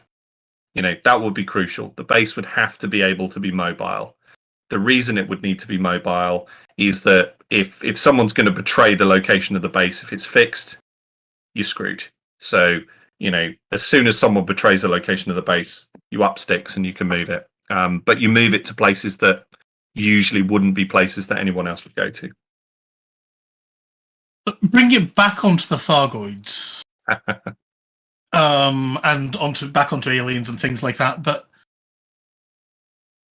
in any of the previous stuff, has there been any kind of indications about their anatomy and things like that, other than a Thargoid laying his hand on the bar and things like that? Or do we take that as canon even? Intentionally, no. All right. So there was a very specific, and I can probably be very clear here in that regard. There was a very specific mandate given to the fiction writers, that the ones specifically that wanted to use Thargoids in their stories, that they kept them in the shadows. And if you read Out of the Darkness is as near as you're allowed to get to a canon novel describing a Thargoid. And guess what? They don't. That's the point. So it's as near as, and that was part of the the requirement of what was there. So yeah, you're not gonna get any of that clues out of game, and that ties to another point, which I think is crucial, and this is one that we discussed in the Raxler thread fairly recently. It's worth remembering the game is the primary canon source. So anywhere else you go and find anything, if it's not Elite Dangerous, then it's subsidiary to Elite Dangerous. Beta canon kind of idea. Yeah, so you basically got to say, okay, 1984 Elite. Everything in it is canon to 1984 Elite. There are some things in it that have been taken from it and are in Elite Dangerous. Isn't that cool? But most of the things that are in it are only canon to 1984 Elite. So your primary source canon text is the game you're playing. Even the official stories, the game is priority. So if there's something in game that contradicts one of those stories, sorry, those stories have to, and you have to, essentially you've got to filter. Things like microjumping in Elite Wanted, or Docking is Difficult, or Nemerensis. That's because no one came up with a frameshift drive before those drafts were in. So sorry, that's you've got to kind of edit it and filter it while you read it. They're having to base it on their previous experiences with original Elite and Frontier. Yeah, exactly. So, and one of the things that occasionally people can get caught up in when they're trying to create these sort of elaborate narratives that stitch it all together is that they'll substitute one primary canon text for another. So by saying, oh, well, we found this in Elite Dangerous, and of course this is in Frontier, so that means that they went from here to here. No, it doesn't. Because unless you found the thing that you found in Frontier in Elite Dangerous, exactly, the date reference, and so on, you can't. You have to always find it in the primary source text. So, I mean, it's also, I think, it brings up the idea that we had where the ideal story, as it was in Frontier First Encounters, is different from what we've been told actually happened, if I'm correct there as well. Because, I think a lot of people thought that the best one was, you go off and you don't deploy the mycoid virus, you get a Thargoid ship and sail off happily into the sunset. Whereas what really happened is the whole John Jameson storyline, I guess, that we see and leading up to Crash Sidewinder, don't we? Yeah, that's actually in the game, isn't it? Yeah, I mean, Michael Brooks wanted to dial back on the very specific elements from the end of Frontier First Encounters to leave room for the contact in Elite Dangerous. So, all the stuff about the virus and the other bits and pieces at that, that stage, it's kind of dialed back, a little bit. So, that's the point, is as soon as you see that as priority canon, you are swapping Elite Dangerous for Frontier First Encounters. You can't do you see what I mean? And you can't do that. What you have to do is go, well, okay, I found this interesting thing in Frontier First Encounters. Did we find it in Elite Dangerous? No. Okay, well, this is what we found in Elite Dangerous. Okay, well, that's as far as we know. But this is interesting because this is a way in which it went. It could be something, but it's still speculative. The only stuff we know is the stuff that we've got in the game. I'm reading from Kenzix. So it was canon before it came canon. Basically. Yeah. Take it to yeah. But I mean, but honestly, don't think this is unusual, because if you read a Star Trek novel, it says in the front of most of the Star Trek novels that were produced in the the 80s and 90s that they are completely not canon. Especially the ones written by William Shatner. If you go to to the Star Wars novels, they went and junked a load and turned them into a legacy line, so that they could reset the canon. If you go to a variety of different franchises, they're all doing different things. They're all retconning in different ways. They're all they've all got different methods of trying to create some kind of consistent narrative, and they're all asking their players, their fans, their readers to accept the changes that they feel are necessary to make. And sometimes people do, and sometimes they don't. I think I said on the Raxler thread a few weeks ago, I can't watch James Bond because in Skyfall, when they had the graves of his parents, it said that it told me that James Bond is not a code name. That's his actual name. At that point, I'm sitting there going, yeah, but Pierce Brosnan played him, and Judi Dench was M in that sequence, and now she's M in this sequence, and we're supposed to accept that there wasn't a change of actor. I'm out. That broke my immersion. I couldn't go any further, in terms of understanding that, because I'd always reconciled the idea that James Bond was a code name for all these different people, who became the agent. Who became 007. And don't get me wrong, I know how crap that sounds. As in, my personal, narrative is broken. So, stamp my foot and, swish my skirts and head for the door. No, I mean, if it's on telly, I'll watch it. But the point is that for me, that was how I'd established the narrative. And so that was the way in which I'd seen it, and that's my problem. It's not the showrunner's problem. Yeah, it's my problem. It is a you problem, but yeah. I think a lot of people. I know I certainly thought that. Right, quickly then, because we are running out of time.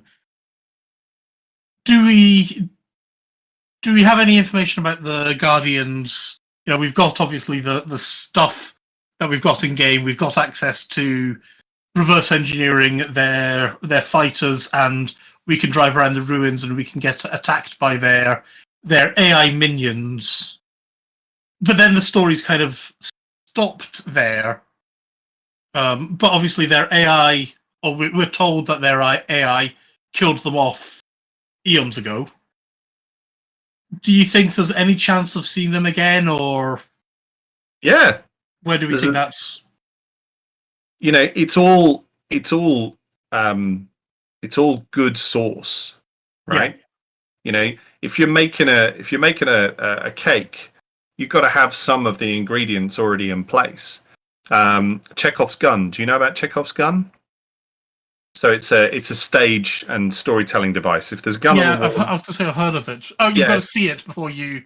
Yeah, so if there's a gun on the wall in the first act, then it'll be fired in the second or the third. So if we put some stuff out in plain sight, then clearly we can make use of it later. Yeah, absolutely. If the stuff's there, then it's there to be used. It's been put there so that there is some kind of narrative function for it to be used later. How it's going to be used, it's going to be down to whoever's head of story at that point in time, isn't it? Mm. So, and finally, I'll go around asking all of you. But okay, so John, do you think there is any chance of peace with the Thargoids? I hope so. I mean, following on from what Alan was saying there, I can kind of envisage if we do eventually chill out with them, Frontier are going to need a new big bad. So what's the potential of the Guardians AI coming back and, kicking our asses? That would be a lovely little pop. It would be nice. Yeah. Yeah. But speculation, Alan, peace with Thargoids? It's more interesting if there's both. So, what about if the Alliance makes peace with the Thargoids and starts to acquire Thargoid technology? Yeah. And therefore starts to become more powerful, which causes a slight shift in the power balance, requiring the Federation and the Empire to do something else in answer to that. And so we end up with a kind of multifaceted narrative. We end up with insurgent groups like INRA turning back up and kind of doing more INRA things. You get the return of people trying to destabilize peace talks, etc., etc. It's much more interesting if we start to turn it into this this melting pot. I mean, in terms of new guys, I still want to see proper artificial intelligence come back. It was written out in a particular way to allow that to be a possibility of there being something. In terms of the history, the background. You could have something on that as well. Yeah. You could have something on that. Kerrash, you want to dive back in? Yeah, I just thought of something. Alan just made me think of something really good. Do we know how many Stargoids or rogue signals have been spotted so far? I think it's still 8. Still 8 at the moment. 8 was the last number I heard. If they made it a nice round 10, that would be enough to take out all of the other Paraplay characters and leave the Alliance. But if they work in base 8... Well, I'm just looking at the sheer numbers, take it. Oh, take, Yeah. Perhaps that's where they're headed. Hey, have you all seen Arrival? The Ted Chiang, the film of the Ted Chiang's SF novel? I've not seen it yet, but it's on the list, TM.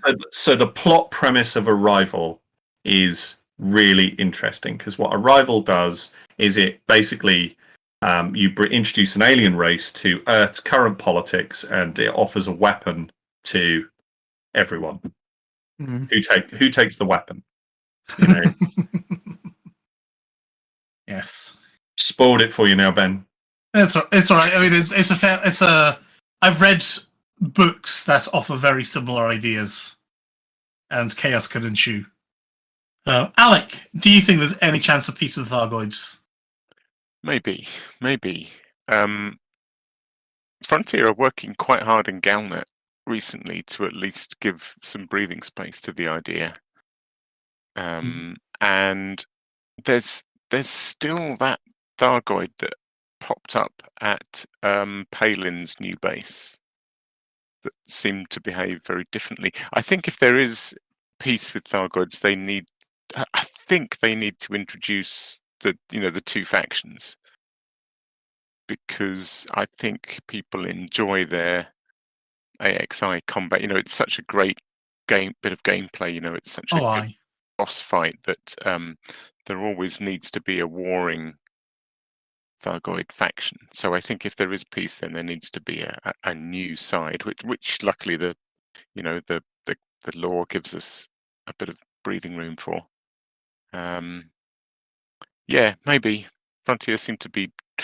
I suppose my fear with the recent Galnet stuff is that it's just lip service, and there'll be a whole bunch of Galnet saying maybe we can be peaceful with them, and then there'll be a, You were kidding. You were kidding, Yeah. and we're. What were you thinking? Yeah. Yeah, I hope they don't do that. Yeah, I mean, I think I'm pretty much with you. I love Alan's idea of the Alliance taking over and getting a bit more chummy with them. And it would be nice, and I'm sure there's a lot of people who'd like that as well. And it would also mean that Frontier could do it purely using Galnet. Yeah, they could also give the Alliance some little, because you've got sort of the Alliance don't have proper capital ships and things. No, so you kind of have you don't really get a bonus from being with the Alliance. If you're Empire, you get a ship. If you're Federation, Alliance, maybe you get some little inroad with the Thargoids. I don't quite know what, but some little bonus from a little bonus. And I mean, we've also obviously got on-foot combat coming, and everyone is speculating some kind of Thargoid on-foot combat. And again, if we keep with Alex's idea of multiple factions, I'll believe that when I see it. Potential. Yeah. Well, then you're into Starship Troopers, aren't you? Well, that's what a lot of people are that's what people are worried about, Alan. It's like, but people enjoy shooting Thargoids. End of the day. I'm keen on modular ships. I like the idea of modular ships that are not as good as the designed ships. As soon as you get into that territory, then alien modules on ships enhances that ship, etc., etc. You're immediately, your Alliance ships suddenly have got some sort of bonus. What about if the only Alliance designed ships can fit particular modules that are traded with the Thargoids? Yeah, and I think so. Combining ideas from Metal Marrow and and a little bit of Mac, we've got. Could be, maybe if you're in the right Alliance ship, then the Thargoids wouldn't initiate combat with you, for example. And Max saying you could just be self-righteous. They both seem very viable ideas. Right, so I think it's about time we moved on from that onto a slightly shortened community corner, unless anybody's got any final words on aliens that we want to bring up quickly.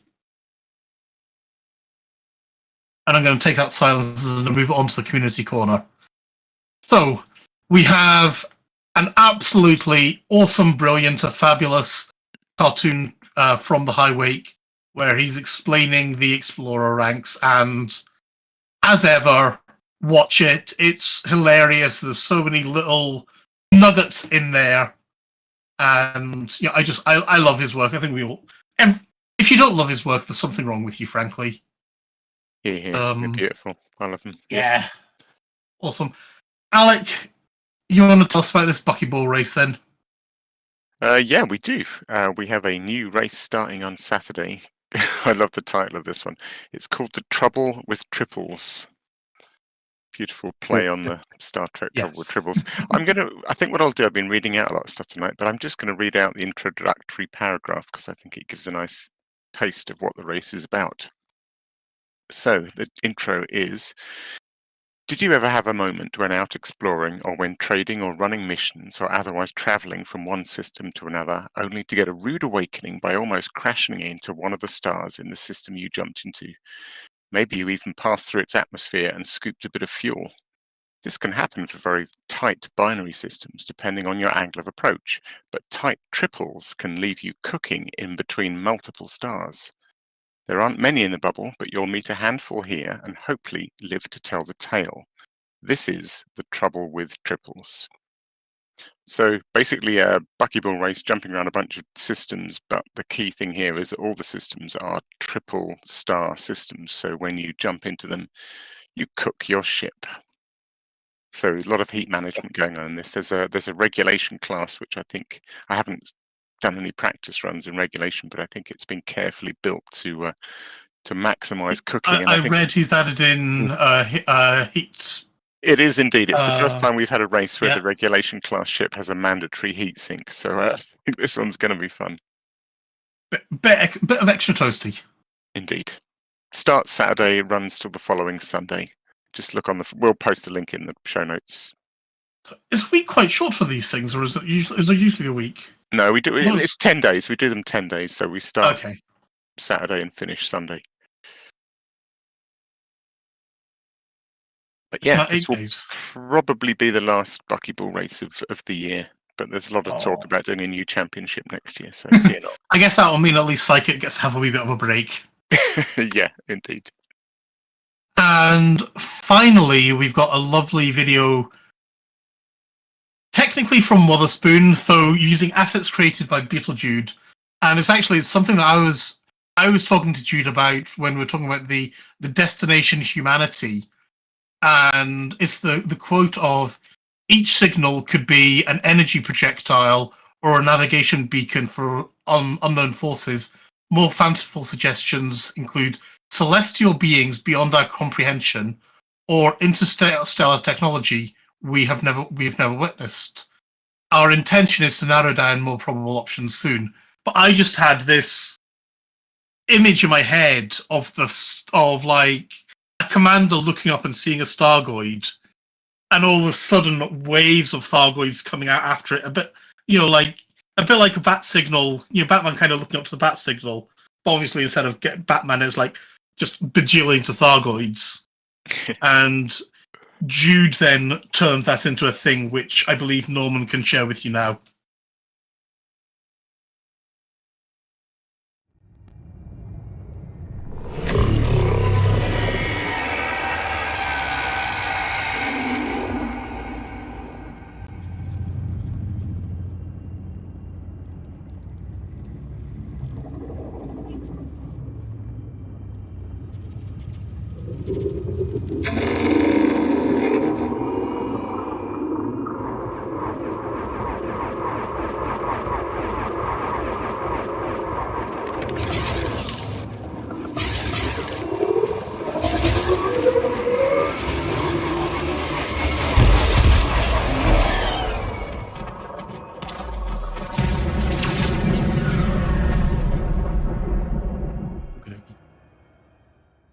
So yeah, thank you very much for that, Jude. I wasn't expecting all that much. It was just a silly little conversation that we had, and she went off and produced that. So I was like, yay, thank you, and squee kind of idea.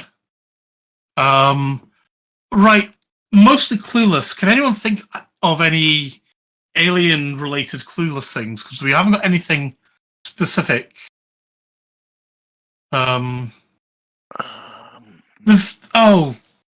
I have one. Go, yeah. Well, it's a silly one, really, in a way, but silly is good. I probably don't know about it. Okay, so the Thargoid ground bases require a probe or sensor to open the door. Yes. So you have to have one on you in order to go in. A little tip. Well, it's an odd tip because it's only very special circumstances where it's useful, but you can actually drop your probe or sensor by the door to effectively prop it open, so you don't have to carry it on you. Where it comes in particularly useful is if you're of a mind to try and get a ship launch fighter inside a Thargoid base. Because what you can do is get out in your SRV and then eject a sensor or probe so it ends up rolling next to the door and props the door open. And then you can jump back in your SRV, go back to the ship, get in your ship launch fighter, fly down, and the door is still propped open by the probe or sensor. And you can just fly in. That is a very good thing. Something I've actually done as well. So yes, props to that one. I like that one for coming off the cuff there. Thank you, Alec. Right, does anybody have any other business? John, just a very quick one in that I know we're probably going to cover it in the shoutouts as well, but Emily Inkpen's Dex Legacy is currently up for the Audioverse Awards. So if anyone has not, and this is fascinating for me in that I was. When we did Escape Velocity, we actually we got some nominations for the Audioverse Awards in Escape Velocity as well. We had some great nominations, but yeah, they're open to anyone to vote, and I will put the link in the show notes for you so that you can that'd be awesome. Yeah, but yeah, they're an open voting award setup. They've been going for a number of years now, so the process is a little bit more streamlined. But yeah, go check a vote. And it also, the nice thing is you can go to that website and you'll get the chance to, if you like your audio drama, you'll get the chance to go and sample a few other things, see what other people are up to. Yeah, no, that's awesome, and it's great news about them being up for a list of nominees. So, Kerrash, do you want to tell people what you've been up to and where they can find you and what things you is doing these days? Oh, same old. I'm doing the streams on Twitch Friday night. So that's twitch.tv/Kerrash Landing with a Kerr. I know that confuses a lot of my American viewers, but yeah. So yep, still streaming. Hopefully be back in it this week. We've taken the carrier, the squadron, and I've taken the carrier to Colonia. So we're out there getting the last couple of engineers, staying well out of the way of all this Thargoid nonsense. Yes. Right. No, anything else from anyone else? And that'll be a no. Nope. So, yeah, we're going to go on to the shoutouts then. So, yeah, as Alan mentioned, we are indeed talking about the Dex Legacy. They're taking a bit of a break before Season 2 comes back to us. And you can still watch them. You can still listen to them on Spotify and Audible and various other places. Just go off and have a shufty for the Dex Legacy. They've also got bonus content in there, and it's awesome. It's a great story. It's a lovely audio stuff, and I really hope that they get recognition in the Audioverse Awards. Our sister station, Hustle Orbital Radio, broadcasts on Thursdays from 8:30. You can tune in to watch them at twitch.tv/Hustle Orbital Truckers. And also, if you just want the audio version, which is probably safer, though not by much, you can go to radio.forthemug.com. For your discerning commander who enjoys a spot of CQC action, check out the CQC Discord at discord.me/EliteDangerousCQC. We also want to go off and give some lovely shout-outs to Psykit and the Flight Assist podcast. We've got the Guard Frequency, who do other spacey things, as well as Elite Dangerous. And I'm going to have to check. And there's also the Loose Screws podcast as well. They're still doing all their lovely stuff. Norman, do we have Galnet News Digest after this? Yes, we do. Yes, we do. Yes, so we do have a Galnet News Digest. Yes, we do. Yay! So, in that case, then, thank you very much to Arbody who's chipped in on Twitch. And if anyone said anything on Facebook, what the hell are you doing there? Thank you very much to anyone who's in game. I'm sorry I wasn't there, but I don't get to slack off this week and play video games. I've actually got to concentrate, or at least to try and concentrate. I want to thank Commander Toko, JN Tracks, and the lovely Alan Stride here for creating music that we used on the show. So I want to say thank you and good night to Kerrash. You're very welcome, sir. To Alan. Cheers. To Alec. Thanks, Ben. Can I point out, and this may be a record, I believe this has been an entirely innuendo-free episode of Lave Radio. No, oh my God, and I've been the one who's in charge of it. Good night, everyone. Run. Is it? Yeah. Well, I guess it's going to be up to Norman then to come up with an innuendo as I say goodnight to him. You kidding? No. Thanks, Ben. No worries. So that's it for another episode of Lave Radio. If you want to get in touch with the show, then you can email us at info@laveradio.com. You can hit us up on Facebook on facebook.com/laveradio. You can tweet us. We are still on Twitter at Lave Radio. We are on the Discord servers by going to discord.io/laveradio. There is also a TeamSpeak server that is shared with us and Orbital Truckers at teamspeak.laveradio.com. Feel free to get in touch with us as anything you want to talk about. Lave Radio is recorded live on a Tuesday evening at 8:30 and streamed out at laveradio.com. Thank you very much once again to Kerrash, to Alan, to Alec, and our beautiful tech specialist, Norman. Until next time, Commanders, fly safe, and if you can't do that, fly dangerous.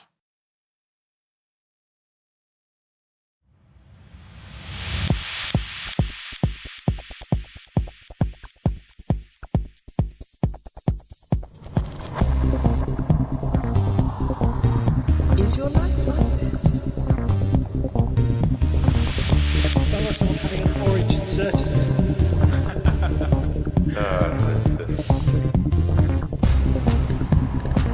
Need a safe word. Space can be low.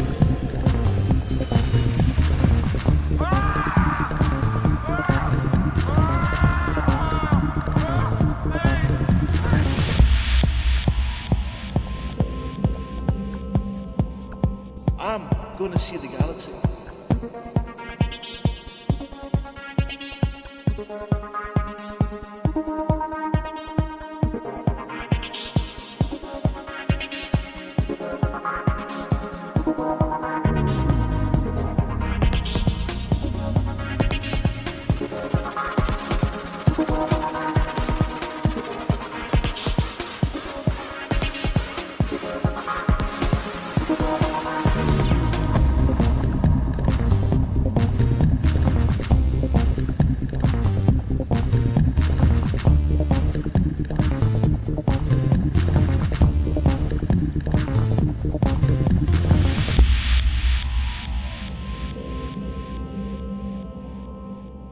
Ah, damn it.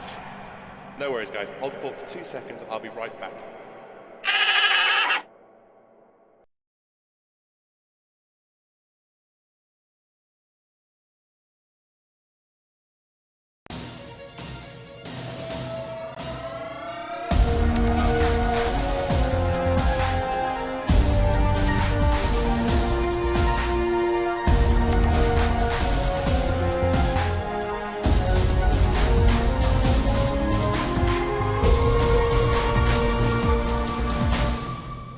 Galnet News Digest, 8th of November 3308.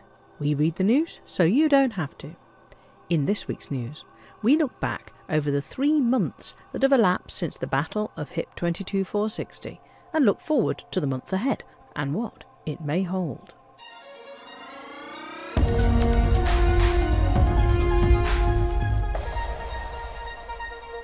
By the 9th of August 3308, there were very few voices speaking out against Salvation's plan to shut down thousands of Thargoid spacecraft using the Proteus wave weapon that he had assembled in HIP 22460. The Federation, Empire and Alliance were fully supportive of Salvation and his organisation, Azimuth Biotech, and were providing military staff to work under Salvation's chain of command in addition to their own megaships to protect the engineering work to prepare the Proteus wave in HIP 22460. For weeks the battle had raged, with thousands of pilots supported by the 3 superpowers fighting off the gathering Thargoids. Salvation explained that the Guardian components being used to power the Proteus wave would attract Thargoids, and it was these swarms of alien vessels that would be shut down by the Proteus wave pulse. Salvation then planned to gather the stricken vessels and analyse them, potentially to develop more powerful weapons. But in any case, the Thargoids would be dealt such a blow that they would never return to bother humanity. All of humanity's eggs were in one basket. Aegis had been shut down, at least partly due to misinformation spread by Salvation, and despite the revelation of historical cases of unethical research and the use of weapons of mass destruction, the superpowers had little choice but to trust Salvation to rid the galaxy of Thargoids. There were those that opposed Azimuth, mainly on moral grounds, including Professor Albert Tesreau, the former Director of Research at Aegis, the Alliance as Admiral Rachel Ziegler, and a loose coalition of pilots known as Operation Witch Hunt, who attacked Azimuth resources, driving it out of many systems. But they were in a minority and vastly outnumbered by those busily fighting off the Thargoids in HIP 22460. When the Proteus wave was fired, it resulted in the near-instant shutdown of all the Thargoids in the system. It had worked perfectly, but the celebrations lasted no more than 2 minutes. A second pulse from the Proteus wave, which was amplified through a massive Thargoid structure, appears to have been tuned to a different frequency. The Thargoid ships came back to life with increased vigour. Guardian hybrid modules fitted to human ships in the system failed. The intensity of Thargoid patrols and their aggressiveness notched up substantially. Any human ship that drops to normal space in HIP 22460 can expect to be attacked by one or more Thargoid ships within 90 seconds. But that's not all. The roar made by the Thargoids in HIP 22460 seems to have attracted the attention of 8 somethings that are now heading towards human space. We're not quite sure what these somethings are, but they're known variously as rogue signal sources, Thargoids, and unidentified interstellar anomalies, and they seem to be massive distortions in space-time. And they're moving inexorably towards us. What is causing the distortions is not clear, but whatever they are, they're massive, and they're almost certainly not good news for humanity, unless we like the planets we live on being blown up, our starports and other infrastructure destroyed, and hostile Thargoids following us around. It's turned into a waiting game for humanity. We can track the Thargoids, but we can't get close enough to them to investigate what they are. The superpowers have been thrown into disarray, with the Empire refusing to consider trying to form a united defence against them, and the Federation and Alliance undecided. There's been talk of re-establishing Aegis, but nothing has come of that yet. There simply doesn't seem to be the political will to make it happen. A substantial peace movement has sprung up, especially in the Federation, which seeks to appease the Thargoid invaders, perhaps by ceding territory to them, but certainly by communicating with them. By contrast, the newly radicalised Far God cult, which is currently operating from a secret location, welcomes the arrival of the Thargoids for a different reason. For them, this is the apocalypse they have been waiting for, and they look forward to the unbelievers being wiped out by their deity, the Far God, and to ascending to a new level of existence as Thargoids serving their lord, the Far God.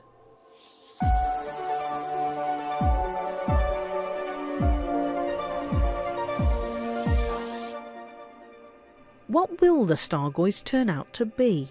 In truth, we don't know. Recent speculation is that they may be energy weapons that can wipe out entire systems, or that they may be giant Thargoid ships, similar to the crashed ships that have been found on many planets in the Pleiades. If they are huge ships, will they be carrying squadrons of interceptors and scouts, or will we see Thargoid ground combat troops for the first time? Will we see different Thargoid ships? We really don't know. An alternative is that they may be the equivalent of navigation beacons, allowing hundreds of Thargoids to all arrive at the same place at the same time. Are they Thargoid? Almost certainly. Some research organisations want to keep an open mind about the Thargoids until they can be sure, but the balance of probability seems very high indeed that the Thargoids are some sort of Thargoid technology.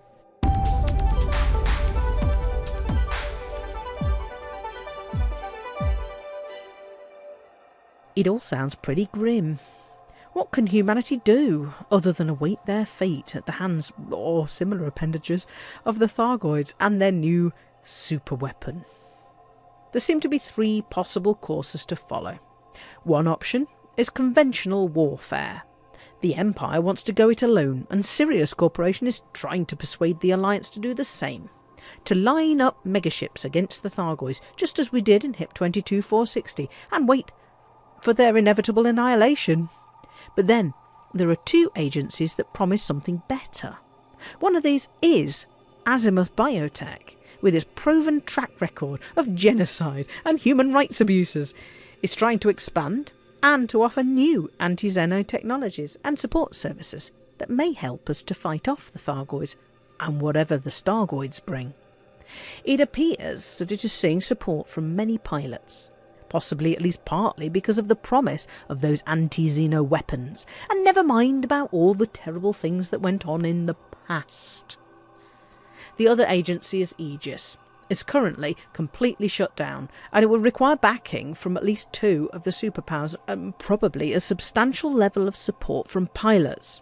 But in its previous incarnation it had a good record of effectiveness and of doing the right thing. It was the withdrawal of funding that killed off Aegis the first time round. But now Professor Tesreau has the cooperation of engineers Ramtar and Ishmael Palin, who have been working on both the Thargoids and the unclassified relics that have been created by feeding Guardian relics into Thargoid structures, in a manner highly reminiscent of what happened to the Proteus wave. It seems highly likely that a recreated Aegis could develop weaponry using the engineer's analysis that is aware of what the Thargoids did to the Proteus wave, and that could either harness its power or in some way neutralise the Thargoids' advantage. Tesreau has also been approached by former Azimuth test subject D2, whose name is Xiaojin Ai, and who believes she can understand the Thargoid roar. If this is a first step in understanding and perhaps even communicating with the Thargoids, then perhaps we can make more appropriate military decisions. Or just perhaps we might be able to enter into negotiations with the Thargoids. But until humanity can sort itself out and come up with some sort of united approach to the Thargoids and the Stargoids are likely to have the upper hand.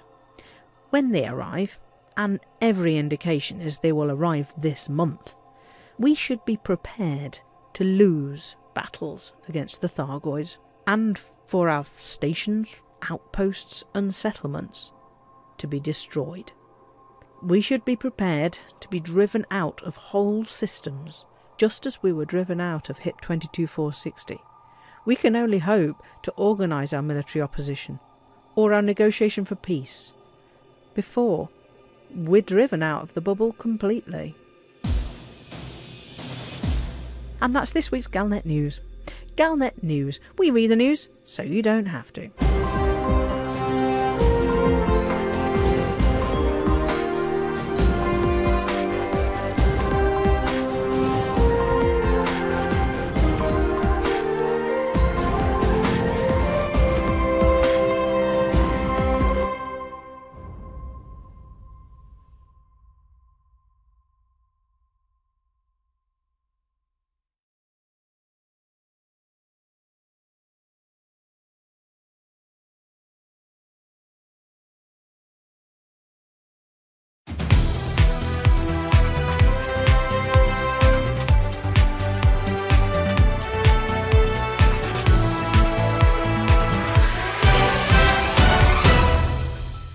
Spider-Mind Systems, the premier head of light entertainment for the galaxy, have turned the tables on the trolls quite literally this week. Still reeling from the positively punitive and patently prohibitive punishment they took at the hands of a suspected troll related to the wholly legitimate publishing of Battles Without Lasers, later renamed to Battle Cards, they stepped into their latest venture by inventing something no one had ever thought of before. A table. Not just any table, but a table for your table. Tabletop gaming will never be the same again, as your tabletop tabletops your standard tabletop and stops your standard tabletop game from being ruined by topple-tipple washing over your top. Standing on cute little legs, the level up lifts the level up a little, so you can place your board on board and keep the tabletop that's under for things you don't want on the top. Sales of this mind-bendingly great product have gone through the roof, and not just because people have been stacking them. On target to raise the game of anyone investing by at least a few inches. There are rumours that due to the success, they're investing in a new distribution megaship, and staff with particularly slobbery tongues to lick all the stamps. Well done, Spider-Mind. We can't wait to see your next cunning invention, and bets have been placed on whether it's under underpants or over overcoats. It certainly sits nicely alongside the 21st century upgrade of going out to going out.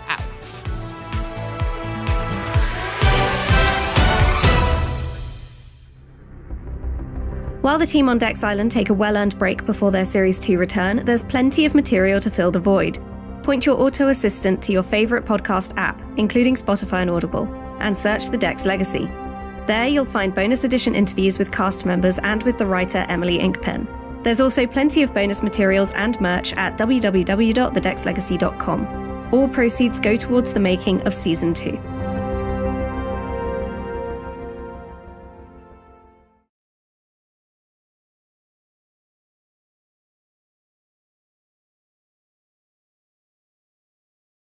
Night, guys.